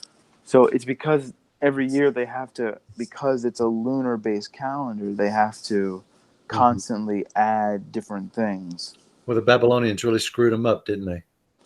I mean, yeah, I mean, it's really just like the traditions of the elders. I mean, you have with the washing of hands, Jesus rebukes them and says, you set aside the commandment of God to hold to your tradition. That makes me wonder about the Babylonians if they had a ritual washing of hands. Maybe, I mean, definitely Judaism changed when the Pharisees kind of got involved. And the Pharisees didn't get really involved until the captivity. Yeah, it's like Second Temple. Even the word Pharisee comes from the Persians. Yeah, I mean, this is like Second Temple period time. So this is like after Malachi. So for that 400-year period where like it was silent from, prophecy and prophets and all that kind of stuff, Mm-hmm. it's like this is when all this stuff kind of got involved. But at the same time, there's a lot of good things that happen, but, within Judaism, it kind of grew into this, they believe in, the oral Torah and things like that, where you won't read that in the Bible at all. So again, I mean, I don't know, it's just some pretty interesting stuff. I mean, but then when you get into like what we've been talking about tonight, like what I guess these scholars have said when the morning is, which is the fourth watch. I mean, is that true? I don't know. I mean, it just It would add doesn't. a little bit more weight to their opinion if they had more than one verse. Yeah, I mean, but I do see Rob's point. He makes a very. I mean, I didn't think he had anything like this that would make me get stumped a little bit. But I would say that regardless, that there's a problem with the Jewish leadership not eating the Passover lamb when the Bible tells them to eat of it. But at the same time, they're worried to not get defiled so that they, will be able to eat the Passover. But it seems they've already missed it. Congratulations, Rob. Well, definitely something to think about. It's not often that one of us gets the chance to stump Zach. That's not true. I mean, I don't know. Do you see what I'm saying there, Rob? About when you come to John 18:28, where these Jewish leaders should have eaten the Passover lamb at nighttime. Like when you're saying, within that first watch, not the fourth watch of the night, which would be the morning. Right. So they missed definitely. it. But then they're saying, and they did not enter into the Victorium. that they might not be defiled, but that they might eat the Passover. So it seems to them, and actually, what's interesting, it's Lazarus writing that if it is Lazarus that wrote it, he's the one saying like, hey, they didn't go in there so that they wouldn't be defiled, so that they would eat the Passover. So it kind of sounds like, it's they haven't eaten the Passover yet. Yeah, But we'd they're have to like try to put the timing events, and try to figure it out roughly, like how long every little thing would take. yeah. I mean, Kind of no way to know for sure. because then also if we just keep reading, like you'll never If we see. just Is there a breakaway where these Jewish Pharisees like leave? This scene from Jesus and Pilate and stuff like that? Or aren't they constantly so like there? where they go eat, you mean? Yeah, aren't they the ones where, Pilate comes out and they're like, oh, crucify him, crucify him. Well, it does say that Pilate, I don't know if it's Pilate himself that says it or if it's the commentator of that gospel, but it says now, you Jews, there's a custom to where I can release one of your Yeah, that's verse prisoners before the 39. feast. Yeah, the Passover, yeah.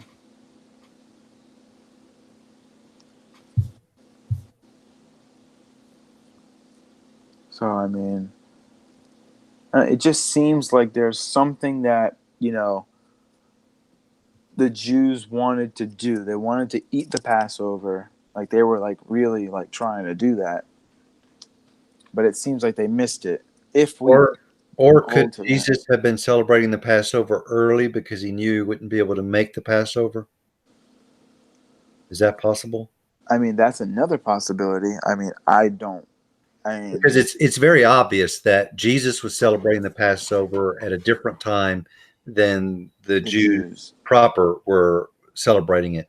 So the only way that I can think of it is that Jesus was celebrating the true Passover and they weren't, or Jesus knew he wasn't going to be able to really celebrate the Passover, but he wanted to have that last teaching tool for his disciples. And so, That's what I say.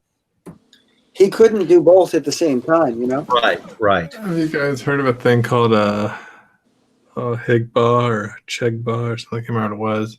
Supposedly in the Mishnah, there's a thing where you could celebrate a memorial Passover the day before the Passover.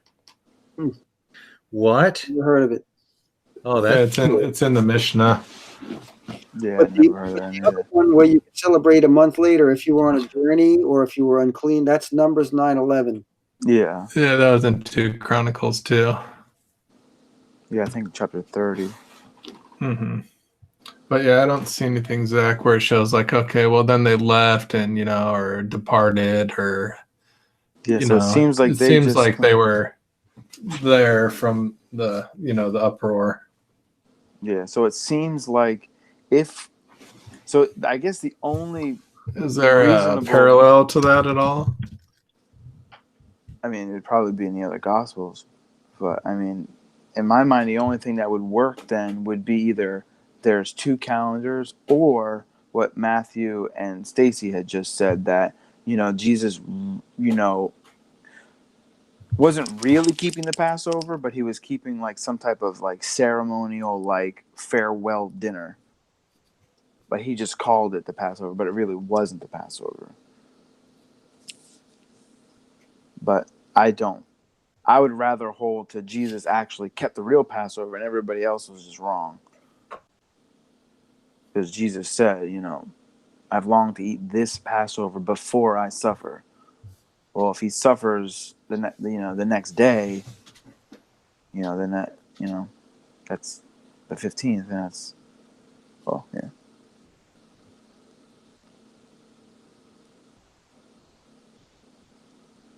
So when John says that Jesus broke the Sabbath, do you believe that he didn't break the Sabbath, or how would you look at that? Because I think that Jesus really had a higher law versus just the stated laws that were on stone. I think even like that's the whole. Isn't that like also where it talks about David eating the showbread and stuff like that? Yes. Yeah, that's like showing you like he broke the Sabbath, but it's lawful to do that. It's not like it's not like like you're guilty of breaking the Sabbath in a Right. sense. So couldn't it be lawful for him to celebrate the Passover with his beloved before he suffered? Yeah, that could be true too. Okay. I could go with that one. But have you ever looked at it like this? The heart of the Sabbath was the gospel. So like when Jesus says, is it lawful to do good? How does he say? It's lawful to do good on the Sabbath. Like, so he was talking about healing the whole man, which is the gospel. So I look at it like the Sabbath was actually meant, ironically, to be broken, and Jesus, as he's actually is breaking it because he's doing good. Like the Sabbath wasn't there so that you could stop physically working or not do any servile work. It was there as a shadow of, the rest that you enter once you believe in Christ. It was the spirit of the law versus the letter of the law. People were looking at the Yeah. letter of the law and completely disregarding what it was really meant to signify. Well, and they couldn't possibly know. Like, look at when the first Sabbath was instituted. It's when the manna fell down, and Jesus, goes over that in right before he feeds the 5,000 in John 6. When he says, "Your forefathers ate the manna in the wilderness, and they're dead. Now you got to eat me." So he's bringing them right back to the first Sabbath. They were, to take that manna, for 6 days and double portion on the sixth, rest on the seventh, to eat it. So the Sabbath is Christ. So you were saying there might not be a thing for the priests, Zach, but I think maybe there might be an argument for that actually. So For what Luke now? 23 What did you say?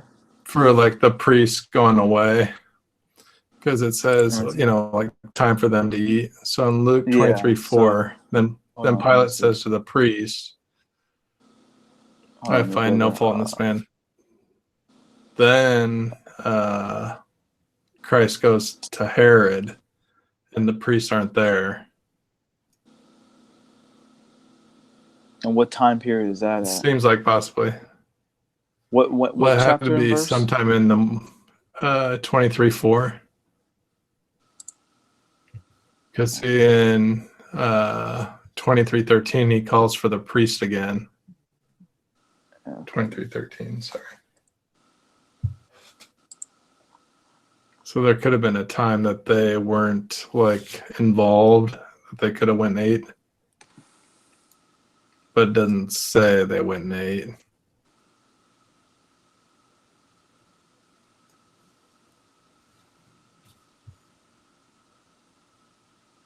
Hold on. Could you scroll up, Rob, so I can see 23:13? Yeah, there you go.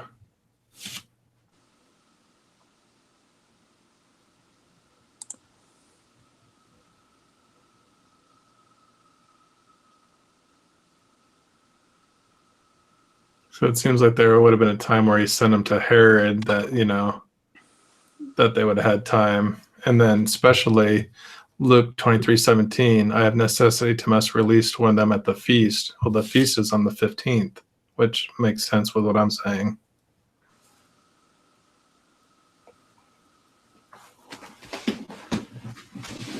But now it's just like, because you would have to say all this happened within 3 hours, though.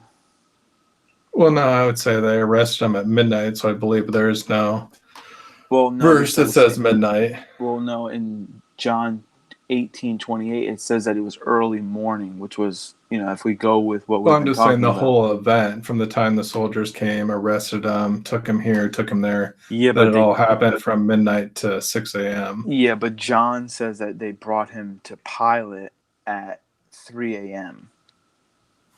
So it has to be Right. from So 3 that's what a.m. I'm saying. Sometime between 3 a.m. and 6 a.m. they could still eat.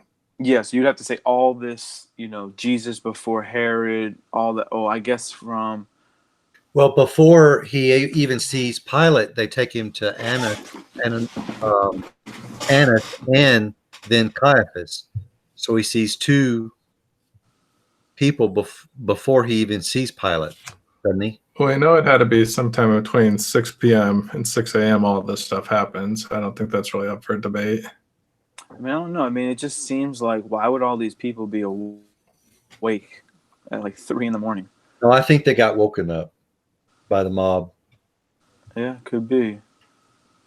But then it's just like, it's like one of the holiest days of the year. It's just like it would seem that they would be, you know, Well, doing if their it's like the Passover. original Passover, they would have been up. You know what I Well, if it mean? was the original Passover, they wouldn't even left their houses. That's Well, why. it was the argument that they could leave after midnight. Well, Wait, couldn't it you use says the until morning, so you would. Passover isn't a Passover isn't a Sabbath.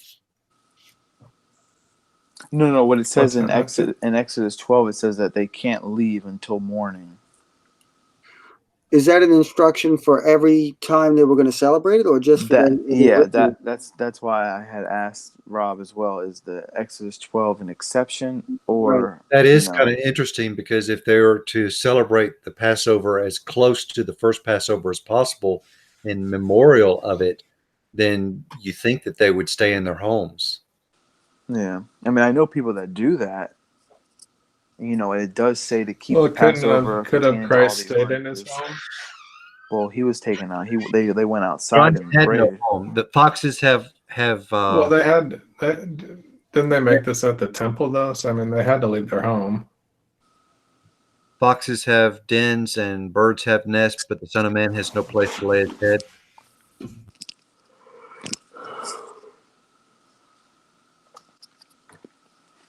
I don't know, but the biggest thing is there's still nowhere. Even if they did leave and ate the Passover, well, they just broke the Passover because the Bible never says for them to eat the Passover in the morning. It says for the Passover lamb to be burned up by the morning. So these Jewish leaders have just, defiled the Passover by doing this. And, Maybe there was a oral law that they could celebrate it the next day. well, that would be, I guess, an assumption, but there's no I've never seen the oral Torah anyway, so I don't know. But yeah, even if it said that, I mean, then I guess you can have like an argument, but I don't know. It just seems like if we go, because like I said, I've never heard any of this before until today about, looking at that word morning. Because when I read it, I've always when you read, morning, you're just thinking, okay, morning, not thinking of it. Okay, it's actually 3 in the morning. And that there is one passage that scholars use to use that as the third watch, or however that the fourth watch, which says from 3 to 6. So if we go with that, and then you bring that back into the Old Testament where these watches really come from, and we see that, okay, that the priests and all those people ate it at nightfall, and you even brought up and said, oh, that's the word of the first watch. So according to the Old Testament, the priests ate at night, which would be the first watch. So why weren't these priests over here doing it? Why are they defiling the Passover when these people, love to be so holy in front of everybody? They should be the ones going, look, we're keeping the Passover, but I know. they're not. And they're actually saying to themselves, saying like, hey, we can't go in there because we want to eat the Passover. Well, if you wanted to eat the Passover so much, why didn't you eat the Passover when you were supposed to? Right. It just doesn't make any sense. So it seems like, with that argument that, the Passover is still yet to come, which is what I'm saying, that the Jews are actually expecting to eat the Passover in the hours to come in the next day, or Right. of the day. But again, I'm saying that Jesus did eat the Passover because there are different calendars, and then, when we go to the moon thing, in Matthew, I remember I was listening, I finally listened to Friday night's Bible study where you were saying about the Yom Teruah, the feast, about the sighting of the sliver of the moon and things like that, and you were like, oh, there was a verse or something, and then you were saying like, oh, well, maybe that was just something that I was taught. You know, you remember you were saying that? Right. Yeah, I haven't found it. Yeah, and I would say that there isn't. And actually, Stacy brought up a very good passage that said that, you know, when David and Jonathan, you know, like they were like hiding out in like the where were they hiding at? You remember that whole scenario where they were like hiding in like the woods or something, at the woods, like in the bush or something like that. Do you know what I'm talking about? I don't remember where it's at. You're the one that showed it to me. Yeah, I'm just trying to Yeah. find where it is, because in that passage, in that area, you know, they're actually saying tomorrow's the new moon. You know, and so if it's a day that nobody knows, how could they say that unless it's not by some moon sighting, it's by a 30-day calendar. I know where it is in my Bible, like what page and column it's on, but I'm just going Well, they through. would have known the approximate day just by counting, but they would have never known the hour. Well, it says the day or the hour Right. is how, like, because that's the thing, like a lot of people would be like, oh, when Jesus says nobody knows the day and the hour, he's referring to the Yom Teruah, because nobody knows the day and the hour. You know, and then Yeah, you, that's dispensationalist garbage. well, I mean, again, still, they're using it as a proof text to show that, Right. you know, that feast day is on, because like it is true, it's the only feast day that's on the first of the month. So how would you reconcile the months? And in most Hebrew, I guess, Hebrew roots or however followers, is that there's two debates. Is the new moon the crescent, or is it the conjunction? There's a debate within, even in Hebrew roots, that Are people like, you in conjunction when the moon is black? when it actually reaches, like, you would need your iPhone to tell you, like, really, like when it's like zero, like I'm talking like, because then you would have to wait like another day. You have Yeah, to when wait. it's black, Stacy. Yeah, Okay. that's conjunction, because there's like a 3-day window of when you can like, you know, like when you wake up, you know, just by looking outside, that you can see the moon, and you know that tomorrow you won't be able to see the moon when I you also wake up. know that I've looked at the new moon calendar, and it tells me that the new moon for the East Coast will be a certain time, and then for the West Coast, it's a completely different time. Amos 8:5 would be kind of weird for a conjunction. Saying when will the new moon be gone? You know, it'd be kind of weird to say it's gone when you can't see it. But if you're talking about a crescent moon, that makes more sense.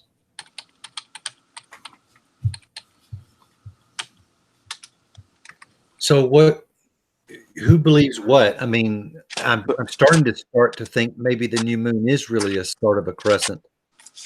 No, so what I'm saying is it's just a 30-day month cycle. Yeah, I And the kind of reason think that. Go ahead, Zach. Sorry. and the reason You're that done. I'm just trying to find that passage where David's hiding and David says tomorrow. I'm gonna just 1 type it in Samuel 20:18. 2018. Yeah. Oh, sorry.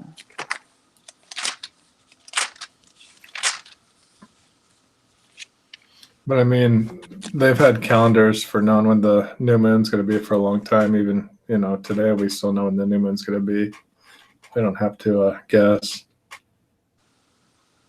Well, not if it's so. But what's interesting is if you look at the Greek. So now, when you look at the Greek Septuagint, whenever you see these words, new moon or new month, it's not going to be like that.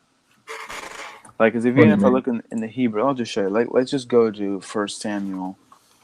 First Samuel, what was that? 2018. Mm-hmm. Let me see. I think if you switch So to it'll say new month. even in the Hebrew right now, I'm just looking at the Hebrew right now, just to show you what's happening. Is there the word new is not there? It's just the word chodesh, which means month.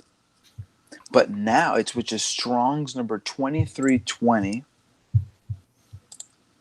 right? And if you look at that in the definitions, it'll say the definition of chodesh is the new moon, by implication a month, and then it's month, monthly, new moon. So this is how it's being translated by the Masoretic text. So the word new is not there, but the word moon is there, which is chodesh, right? So It's in that the Breton.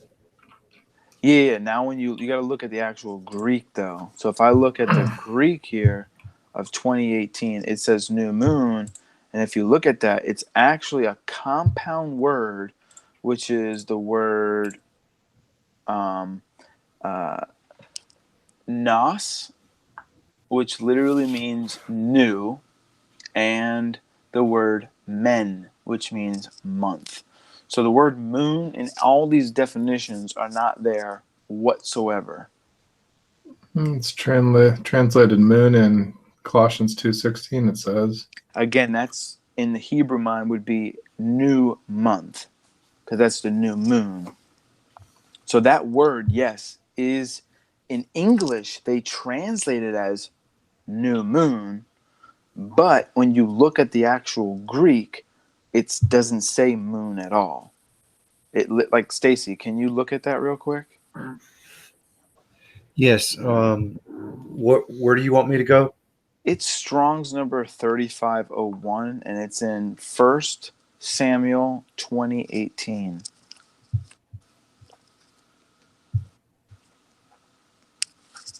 I'm getting 3561, 3501. Yes, I'm saying 3501. Yeah, I don't see that. Oh, I'm sorry. You're right, because it's 3561. 3561, but that's a compound word. Are you able to look at like a like on your eSword or whatever? But From this literally, compound of hold on, let me get my glasses. Good grief. the word is So it's from a numene. compound of 3501 and Mhm. 3376. Yeah. Now, what are those words? Okay, so 3501, recently born, young, youthful, new, So and the new. second, right, new. And so the second word, which is 3376, is mane, which is a month. Yeah. So what I'm trying to say is in the Hebrew Masoretic text, the word chodesh is used for both, but in Greek, the Greek words never. There's a distinct word for moon and a distinct word for month. And then all these other places, when you read this, it's always going to be like that. But when you look at the Hebrew, it interchanges the two. So That's why now that's I how you. always say that the Septuagint is by far more consistent than the Masoretic. Like I have my Strong's Concordance here, and if I just go over here real quick,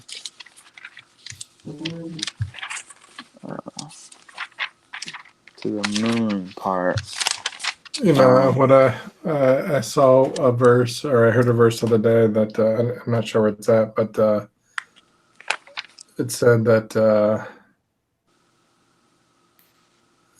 what did it say? Like the heat of the night could like get you, and then the moonlight could get you too. I never heard of that before. Yeah, I have no idea.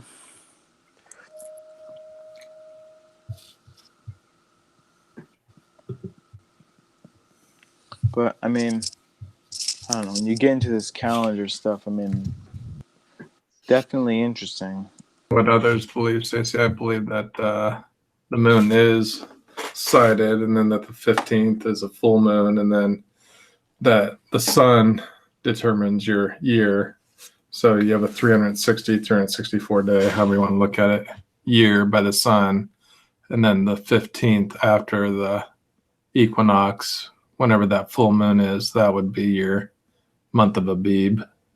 So what So happens? I believe in a sun, moon, and stars calendar. So what happens when, let's just say the lunar cycle ends like 10 days before the equinox happens?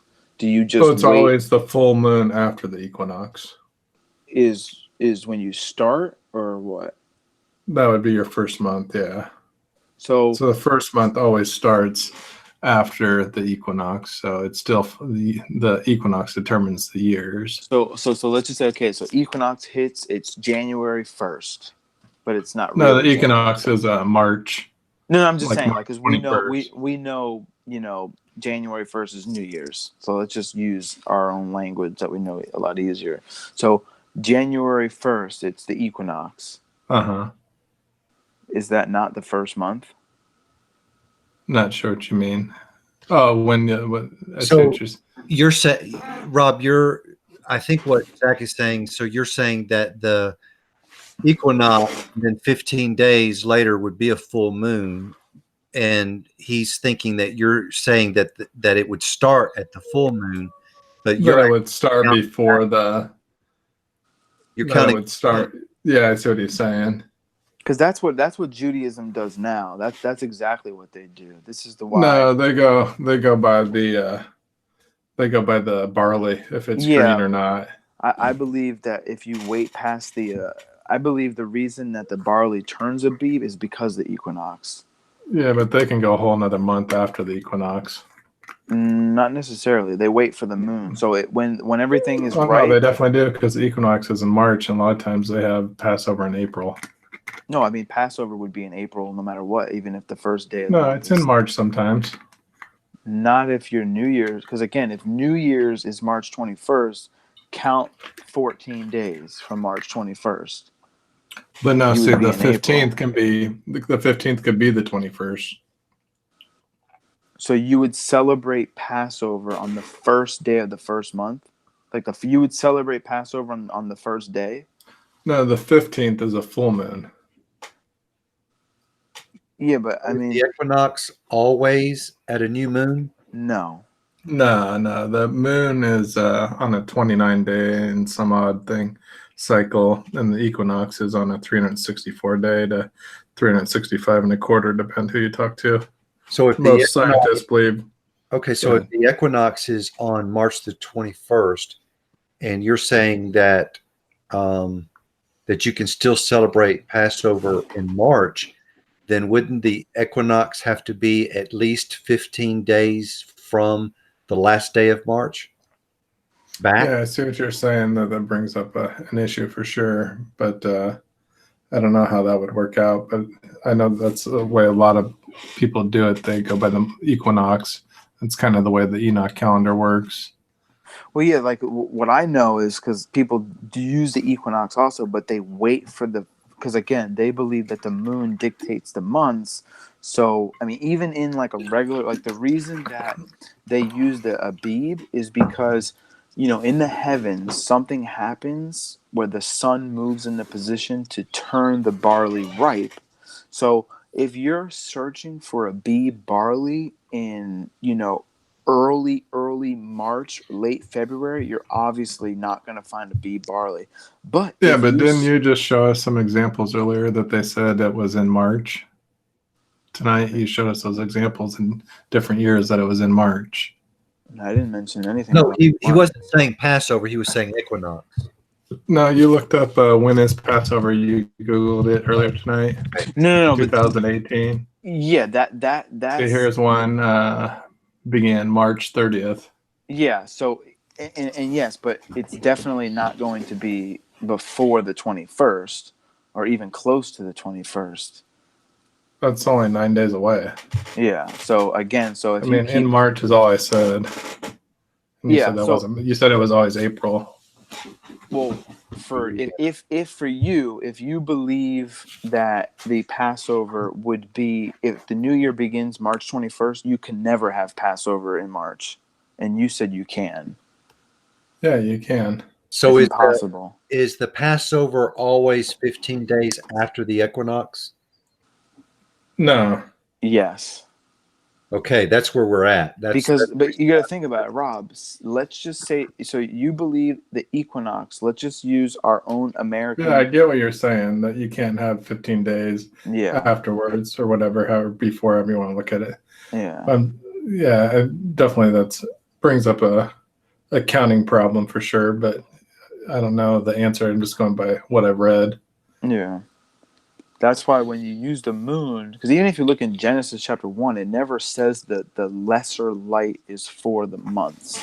But did you look at that video that I did on that 1260 days at all? Yeah, I think that you just, like, it was more an assumption of that the feast days fall on that there's a full moon, on those days. And I agree, there can be a full moon there. Some years the Jewish calendar and the calendar that I'm talking about can be perfectly lined up perfectly together, but the next year it's going to be different. So obviously there's going to be some times in the calendar of 30 days and going by the equinox that the moon is just going to line up with it. It's just going to happen. But if you wait one more year, it's not going to work. Is it always in the wintertime that you see the moon out in broad daylight? No, you see the moon in broad daylight every month. Every month? Every single month, it's just a constant cycle. The moon is always going to be, because when there's a full moon, the moon is going to be rising when the sun's setting. But when you keep going a couple more days, when you get like a quarter moon, the moon is up during the day. Okay. And then also when there's a new moon, the reason you don't see the moon is because literally you can't, it's right in front of the sun. That's why it's called a new moon. That's what the conjunction is. The conjunction is that it's all the light of the moon is on, if you use the heliocentric globe model, it's on the dark side of the moon that never faces Earth. And it just follows along. This is why you have a solar eclipse. This is when you would have, a new moon. It just so happens but that I think it lines if you up look perfectly. at like Jesus' crucifixion, there was a full moon the day he was crucified. Does it say that it was a full moon? Because I would say I believe it was close to a full moon, like 99 point something. But does it actually? I mean, we say it can was a look full at moon? the dates and show that it's a full moon. Does it say it was a full moon when he was crucified? I don't think so. I don't think it says that. Are you But looking now, at a computer calendar model or something? Yeah, you can look up clear back to like 5,000. Well, we technically don't really BC. even know the year that he died. I think we do. I think there's over 14 proofs that designate the year. so let's just go with it. Let's just say that you're right. Now, again, I believe the year Jesus died, the calendar, their difference by one day. What do you mean? Oh, because you're day and I'm night? No. Is for me, Jesus is keeping the Passover one day before the Jews are. Mm-hmm. He's So there's a full two calendar theory. The full moon happens 2 nights, the 14th and the Yes. 15th. So there you go. So when you look at that, it just so happens to line up. But that doesn't mean the next year they will line up. Okay, but it lines up this year, and then we go to the story of the temple destruction, and it's 1,260 days. So how come it's literally 1,260 days from that time to the exact day that temple's destroyed? That's another 3-year period, 3.5 years, and every 3 years in the calendar has to be added to. So it gets kind of fixed pretty much. So it could happen within 3 years that they line up perfectly again. Or very close to each other. The 15th wouldn't fall every 3.5 year cycle. I'm not sure you're getting a 3.5 year cycle. What do you mean? Because the full moon is going to be, a different day of the week, because it's going on 29 and some odd Yeah, days. So yeah, it's going to be a different day, like every month. yeah. Of course. And so 3.5 years, it wouldn't be back to that same cycle. And you're talking 40 years later from when Christ was crucified. No, you said 1,260 days. You didn't say the 40-year period. Right, but so I'm talking about there was a full moon when Christ was crucified. Mhm. Then on the 1,260 days, they had their feast day on the 15th. 7 days later, 21st, the What- feast ended. What's the 1,260? Why are you saying that number? Because in Confused. Revelation, it says that there'd be 1,260 days Yeah, isn't that to 40 the years day in the that. future? No, it would. Christ was crucified in 30, and then in 67.5 AD, then comes Christ and the Roman army coming against Jerusalem for 3.5 years, or Yeah, 1,260 see, days. yeah, yeah. Now So I'm that following. was literally from the exact number, 1,260 days, from the day the feast Passover ends on the 21st to the literal day, the day the temple was destroyed. Gotcha. So, Well, I I mean, don't it just know. seems to add up. Yeah, I don't think I would follow whatever that lunar calendar says. Because even if what you're saying is what that's saying, I would have to say, well, the Bible doesn't say that the calendar is based upon the moon. So the burden of I proof think is, it is saying, doesn't it say like new moon though? But your argument that it's not saying new moon. yeah, every place where you go, like for example, the word moon isn't even used. I mean, the word month isn't even used. No, I'm sorry. Forgive me. The word moon isn't even used until Genesis chapter 37. The word month is used in Genesis chapter 2 multiple times, and it shows a 30-day month cycle. Yeah, but So, isn't it mentioned in Genesis 1? no, it says the lesser light. And you don't think that's the moon? I do think it is the moon. But it also Right, so it's gives, not really fair to say it's not mentioned then. it Of doesn't the give word. the word yarek. So the word yarek in Hebrew is the word for moon. That word's not mentioned. And when you look at Genesis chapter, chapter 1, and you look at what are the roles of the lights, it says in verse 14, and Elohim said, let light sources be in the expanse of the heavens to divide between the day and the night, and let them be for signs, seasons, and for days and years. Right? It mentions nothing Right. about months. I would say that that's why I was saying that the 15th would be for signs and times or seasons. That's why I wasn't saying, because you kept saying like it has to be the month, and I'm saying it could be for the festivals. No, but there's The no way 15th. to make that work and reconcile having the New Year's, because again, like if Exodus chapter 12 verse 1 says You're saying for that like the 10th, because on the first day they got to have that, and then count to 10 to get the lamb. The 10 could yeah, you could be can't before. It could be would before the vernal equinox. yeah, and it doesn't work. There's just no mathematical logical conclusion to So make that work. in Genesis 1 and 2, we have we have the day being described, we have a week being described of creation, and then we have years. So Well, there, and signs and times too. Yeah, which again, that's what you have to So have a year to what begin. would be your sign and what would be your times? What The light sun, would you say?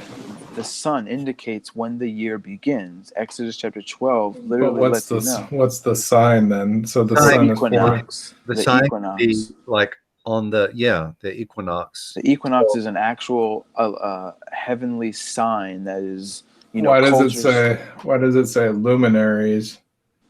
Yeah, that's literally the Plural. sun. Yeah, the sun Plural. and the stars. So the stars and the sun are for signs, but not the moon. Yeah, the moon is on its own cycle. It's not consistent. It's different than the sun. It certainly is on its own cycle when it rises up in broad daylight sometimes. I mean, Well, the it's sun rises up on, but I see what you're saying, night and day, yeah. yeah. So, but then when you like, if you were to just like map out the calendar, like it's so bizarre that in like your birthday is always the same day in the same month. It's always the same. My birthday is always March 21st. Always. During my birthday, the sun always passes through the constellation of Cancer at the exact spot. I'm not sure what you're saying, Zach, because Not the days of the week. Of course, your birthday is going to be on a different day of the week, but it's always in the same month and on the same day, right?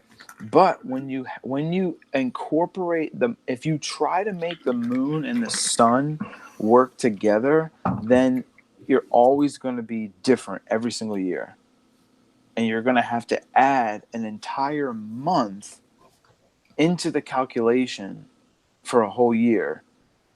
You're going to have to add a 13th month. There's no way around it. what would you say when it says the luminary lesser for the beginnings of night? You wouldn't say that's for a sign for night? Okay, then it's a sign for night. But obviously, it's not. It's only indicator for night because when there's a new moon, there's no moon at night. But you're saying that there's no word for moon in the Bible. No, I didn't say that. I said the first Like- word when I said the first time the word Yarek is mentioned in Genesis chapter 37, Uh-huh. and it's actually used figuratively about the sun, moon, and stars bowing down before Joseph. So it's used in a figurative mention. So what I'm trying to Do you say think is, the moon is used at all literally in the Bible? oh, of course. Then I don't get what you're saying. Then And why we can't use it?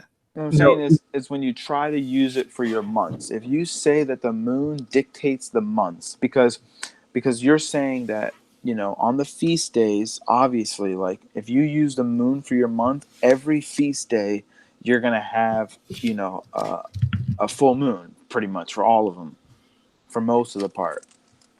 Passover, unleavened bread, you know, Yom Kippur, probably even Pentecost. But what's interesting is when you get to the end of the 12th month, you're going to be scratching your head saying, "Oh my God, it's March. It's like February something." Right, I know what you're Could saying. you imagine telling a little kid that it was the night before his birthday? Oh, you're going to have to wait another month. Yeah, it just doesn't line up perfectly. But when you look at the Bible and you try to and look, okay, so you see in Genesis when it actually mentions the day and the month, because it actually mentions in Genesis chapter 7, it mentions in verse 11, in the 600th year of Noah's life, in the second month, in the 17th day of the month, in this day of the foundations, the great of the great deep were risen, and the windows of the heavens were opened up. So you're saying that equinox took place, and then 30 days was that first month, and then another 30 days. Okay. So now you're in the 17th day of the month, right? Then if you skip all the way to the last verse, which is verse 24, and it says, "Mighty were the waters over the earth 150 days." So the waters were on the earth 150 days, but it started on the second month, 17th day of the month. Right now chapter 8. And God remembered Noah and every living thing and all the cattle which were with him on the ark. And God made a wind to pass over the earth, and the waters subsided, and the fountains of the deep and the windows of the heavens stopped, and the rain in the heavens were restrained, and the waters retreated from the earth, going and retreating, and the waters diminished at the end of the 150 days. Now, verse 4 is the key one. And in the 7th month, on the 17th day of the month, the ark rested on the mount of Ararat. So my inference, like what I'm seeing here is, you have 5 months perfect. Second month, 17th day to the 7th month, 17th day, and it says 150 days. So the math only works if each month is dictated by 30 days. Right. If you use the moon, it's already faulty. And then also, when you get back to what you were mentioning, Rob, about the 1,260 days, for I guess, the 3.5 year period, well, it actually calls that period 42 months. Well, if you take 42 months and times it by 30 days each month, guess what number you come up with? Right, 30 days a month. 1,260. But if you use the moon, it wouldn't equal. So it doesn't matter, for me, this is what I say, it doesn't matter what Google tells me about the moon calendar and it equals. When you go to the Bible and it's not lining up, then there's something wrong. So even when, people try to use the moon for the calendars, I think the Bible witnesses against them. And then, to even make the nail in the coffin, use the Septuagint and look at every time where the word month and moon is used, and you'll see that they're never interchangeable. They're two distinct words that they're, like I said, they're not interchangeable. They're separate words. So it seems like, maybe the Masoretic text, which was made by Jews 1,000 years after Jesus, could have altered the text to continue, hold to their traditions.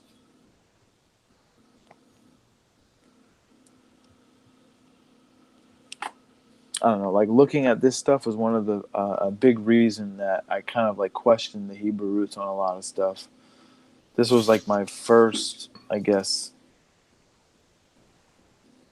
revelation. Yeah, the interesting thing, if you do go by that 30-day thing, then your birthday on that calendar would be on the same day every year. Yeah, literally on the same day. Yeah, that's why the equinox is pretty much the same day. I know, like, when you look at, like, the Earth, it's like, because there's leap years and different things that's added in the calendars of, even in our life today, it'll be a day. It'll either be, like, March 20th or March 21st.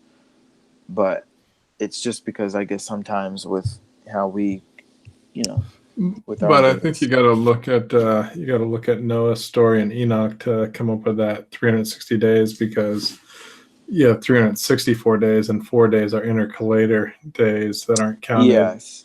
Because if you don't count them 4 days, or don't count them however you want to look at it, the equinox can never be 360 days. Literally, would be so far off. Yeah, and that's why in Enoch it gives a little bit more information about those seasonal markers, which would be the four seasons. Equinox and what are they called? The other ones. The vernal equinox. The seasonal markers not being counted would work if you're only really worried about the year, but if you're wanting to actually dictate months in 30-day increments, then yeah, the marker days would throw a wrench in that. But if you're thinking about a yearly solar calendar, then those marker days not being counted would be legitimate.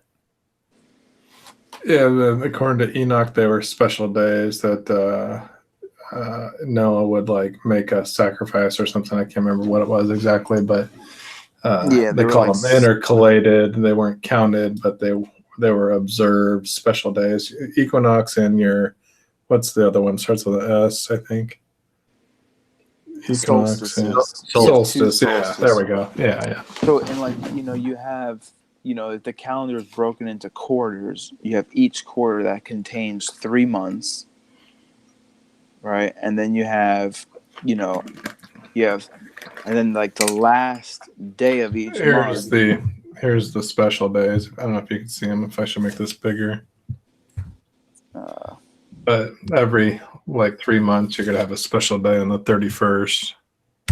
Mm-hmm. And that's basically where the calendar kind of stopped on that day.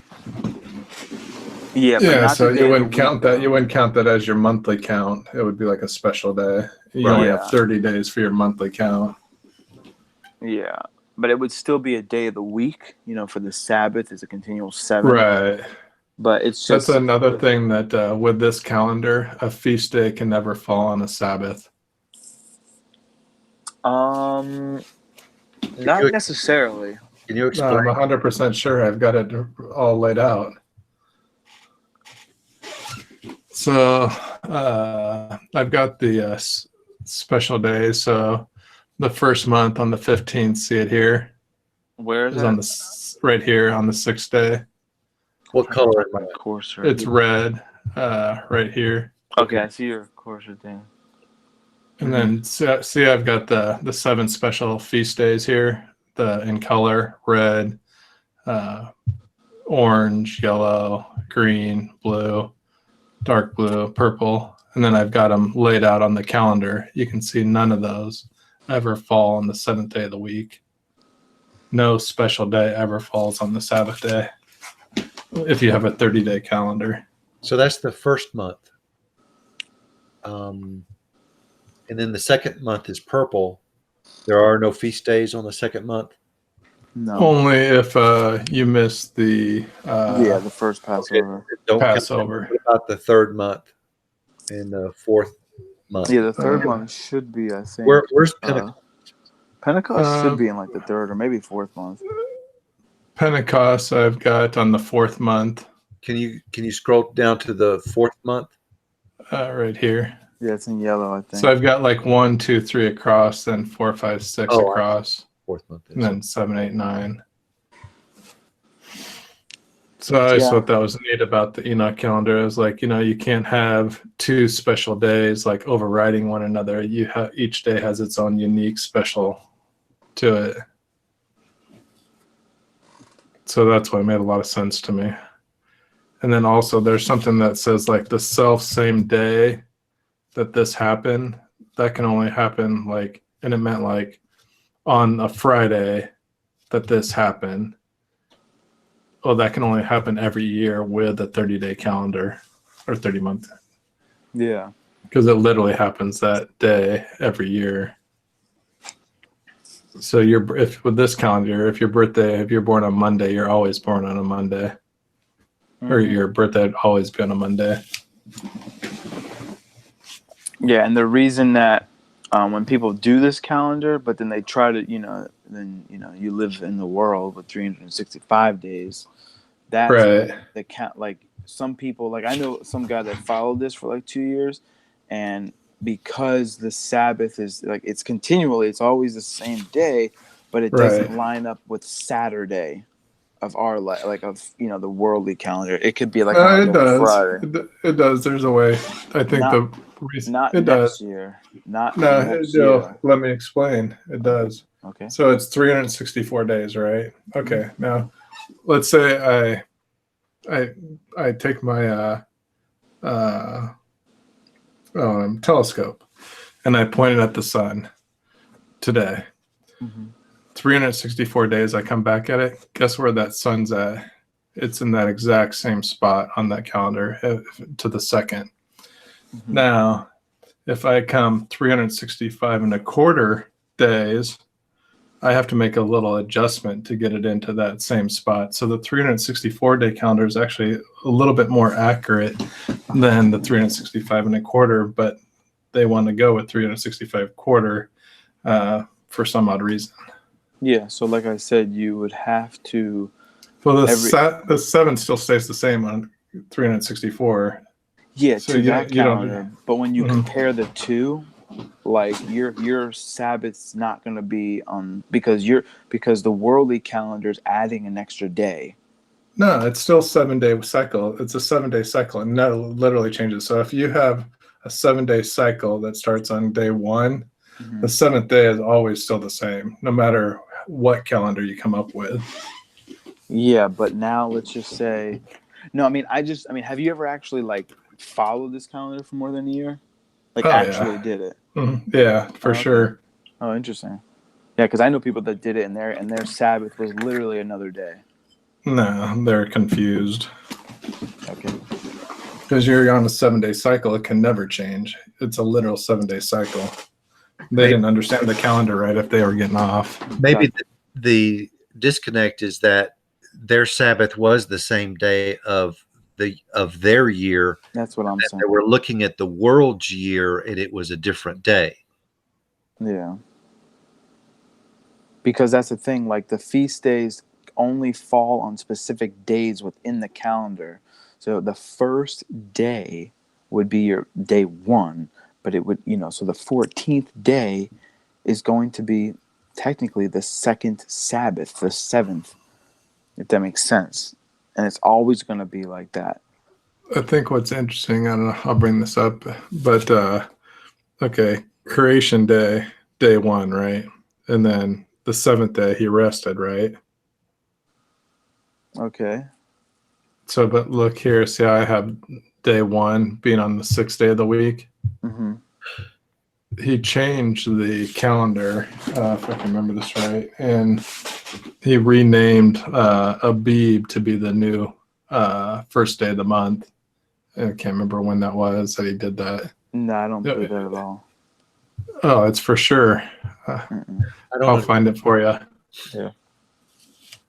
You're not familiar with that, or you never heard that? No, I've heard I that. know only Exodus chapter 12 it actually mentions the first day of the year, because you even have right here, you see in green, what do you say in green that is? What's that Hebrew word there that you wrote there in green? Rosh Hashanah. What does that mean? That means New Year. Yeah, so that actually is found, that phrase is only found in one place, and it is in Exodus chapter 12 verse 1. In the 7th month. Yeah, but the New Year is in the first month. According Abib, to that's the what I'm saying. Bible. He changed it. No. It started, the 7th month originally was the first month. That you'll never find in the Bible.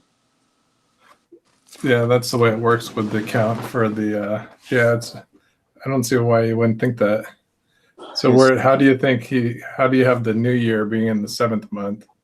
You don't. What does Rosh Hashanah mean? Rosh Hashanah is a Jewish term that the Jewish people use. You don't think that's in the Bible?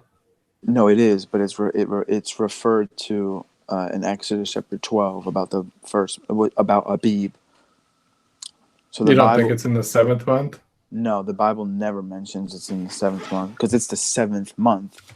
It can't be the first month. If that's the New Year, it would be called the first month. I God think you'll have to look it up. No, I mean you could look it up. I would probably put money on it too. So when You want to put money on it? I would put money on it. How much do you want to put? $5. We can't bet. Can't bet on the word. So, Zach, are you saying that on Abib 1, Abib is the first month? Is that correct? That is Rosh Hashanah. Okay, so Abib That is the first month. The first month. Okay, so you're saying that in Genesis 1, after he created the week, that becomes Abib 1. Yeah, that is the beginning. See, in Jewish thought, in Jewish theory, in Judaism, they believe that the calendar, that there's two New Years, that there's like a what do you call, a religious calendar and a civil calendar. Okay. See, again, right here, look what it says. Rosh Hashanah literally means the head of the year in the Jewish year. The biblical name for this holiday is Yom Teruah, literally the day of shouting. So when you look in the Bible, it only mentions... See, look here, the first day of Tishri, which is the 7th month. Yeah, that's Judaism's... You don't think you find that in the Bible? Not at all. Okay. No. That is true. That month is the 7th month. That is true. But you see, but just a moment ago you said it was in Abib. No. What I'm saying is the phrase, what Judaism says, Rosh Hashanah is the 7th month. You see where it That's says false. that it's the 7th month of the ecclesiastical year? Can you click on ecclesiastical year? Yeah, that's Judaism. That's not the Bible. See, they believe that was when Adam and Eve was created and all that. Isn't Tishri literally found in the Bible? That word probably, which is again. So how can you say Tishri and Abib are the same month? I'm not. They're not the same month.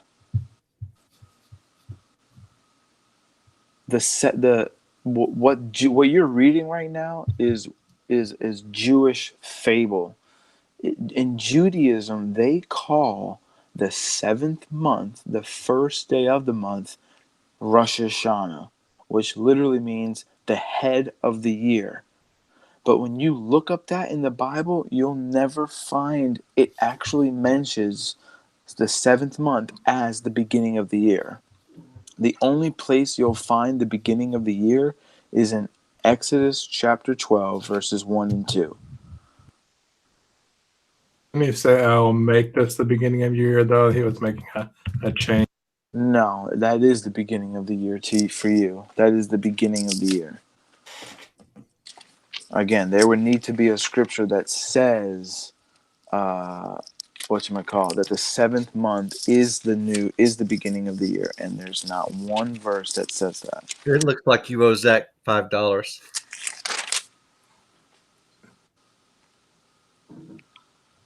No, I wouldn't bet on the word. Right. Now, can you look up now? Maybe I could do it real quick. I'm gonna share my screen, if that's okay. Yeah. Okay. Whoa, that looks crazy. I don't know what's going on right now. Okay. Can you see my screen? Mm-hmm. Yeah. Okay, so I'm going to go to Exodus chapter 12, and I'm going to go to this Hebrew right here. So it says, this month, do you see what that word is right there? Chodesh, right? You see? Mm-hmm. Yeah. Okay, so that's what you're calling Rosh Hashanah, but it's like Rosh, Hashanah, however you want to pronounce it, the beginning of the months or whatever, and then right here, the beginning, which is Rosh, which literally means Isn't he head. establishing that, though, in Exodus 12:1? You're saying that was established in Genesis? I believe this is the beginning of the year. This is the only place in the Bible that you will see the word Rosh Hashanah in one verse, and it's only applied to Abib. It's not applied to the 7th month. So here's Okay, so you should have made the Rosh there. here's Rosh. So Rosh, and then the reason it says Rosh on. Hashanah, the word HA in Hebrew is the word the. This is why, Ha-Satan, the Satan, the adversary. So Rosh Ha, which would literally mean the head, the, and then look, year. Here's Shana right here. So you literally have Rosh Hashanah right here. Rosh, and then the Ha-Shana right here. And because it's the head of the year, it would be the first month. Exactly, and that's Abib. This is why the Bible says, the first month on the 14th day of the month is the Passover. So Rosh Hashanah would be on the first of the first month? Exactly, that's Rosh Hashanah.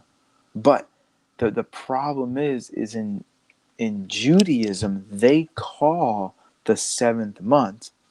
So the feast day is really, so when you look at your calendar that you have up there, the green really should be called Yom Teruah. That's what the green is, but it's not it's not the beginning of the year. So Rosh Hashanah wasn't a special day? No, Rosh Hashanah is the beginning of the year. It's Happy New Year. Okay, so the green should be, what do you say it should be called? Yom Teruah. It was on that Wikipedia page. If you can go back to the Wikipedia, I don't know how All you right. Are all T-U-R-A. are all the 12 months named in Scripture? No, it's when they come back from Babylon. Then they start naming months like Tishrei Okay. and Nisan and all that kind of stuff.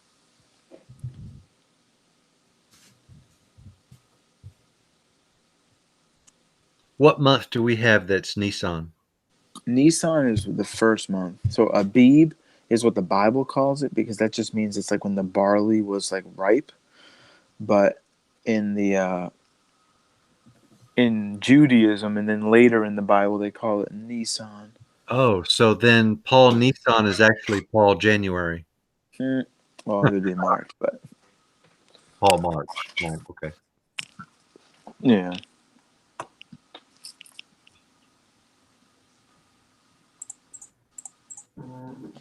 Whoa, that is so gnarly. You looking at my screen right now? There's like a trillion. Yeah, I forgot when that happens. I thought it was like when you're. I'm like sharing my screen of my screen of my screen. Wah, wah, wah, wah. You've just reached the stairway to heaven there, I think. It goes into infinity. All right, it stopped, right? Yeah. That was nuts. But This was my third Bible study today, and it was the longest as well as the most interesting, as usual. yeah, I actually told Rob that I wasn't gonna stay up this late, anyways. Yeah, this is about how late I was going to stay up, so I'm going to head on out too. Yeah, Yeah, I enjoyed it. it was definitely awesome. Brought up some interesting stuff. Yeah, I kind of like to hear a follow-up on some of the things. Yeah, I wish other people could have jumped in as well to get other perspectives, but I guess we're the only cool cats. I think Matthew said he had to work, so. Yeah, but work is for like rookies, bro. No, just joking. I had to go to work. That's why I'm going to bed. If I didn't have to work, I'd be chilling, I guess. All right, good night, guys. God bless. Yeah. Good night. God bless everybody.